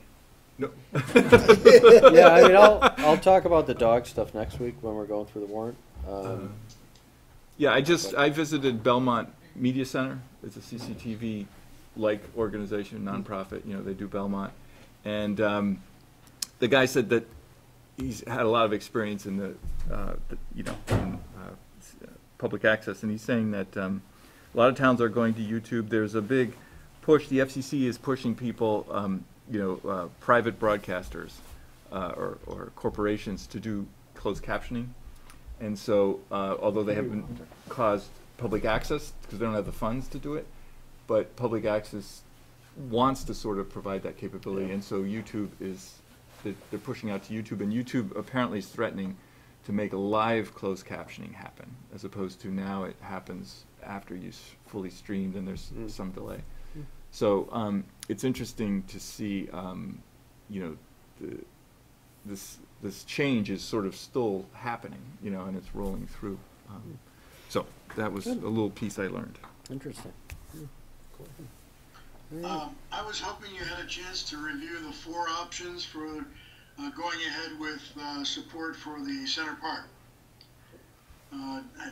Tim, have they gotten those?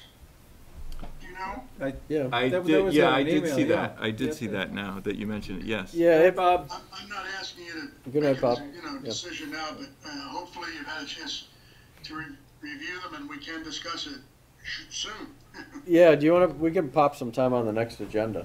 I mean, I think, That'd be good. yeah, I That'd think be we gotta get it on there, yeah. Okay. Yeah. Great. Yeah, thanks for bringing that up, that's good. All right, yeah, and I mean, ultimately, anybody have anything for the next agenda? Anybody got anything that they think we've been missing?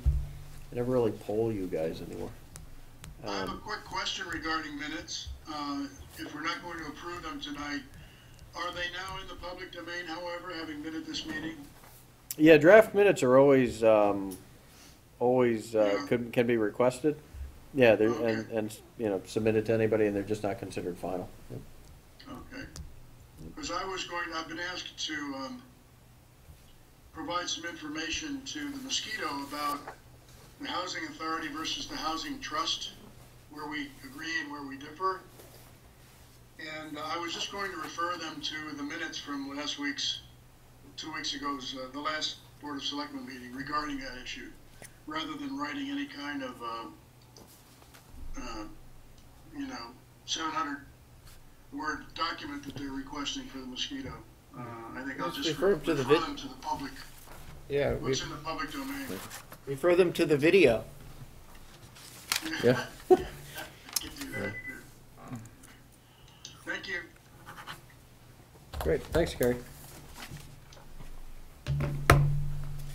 All right, so somebody want to make a motion to adjourn No. from the regular meeting and? No, we don't adjourn We the don't regular adjourn yet? meeting. Okay, so to leave the regular meeting and then return? How about if I just read what it says here? Oh, hey, look at that.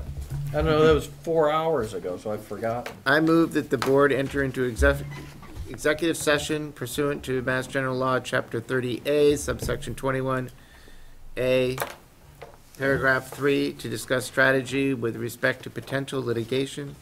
J.J. Supple, as an open meeting may have a detrimental effect on the town's litigating position, and that afterwards, the board will not return to open session, period.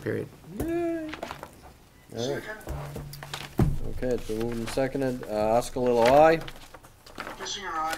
Brown eye, Von Roskin, aye.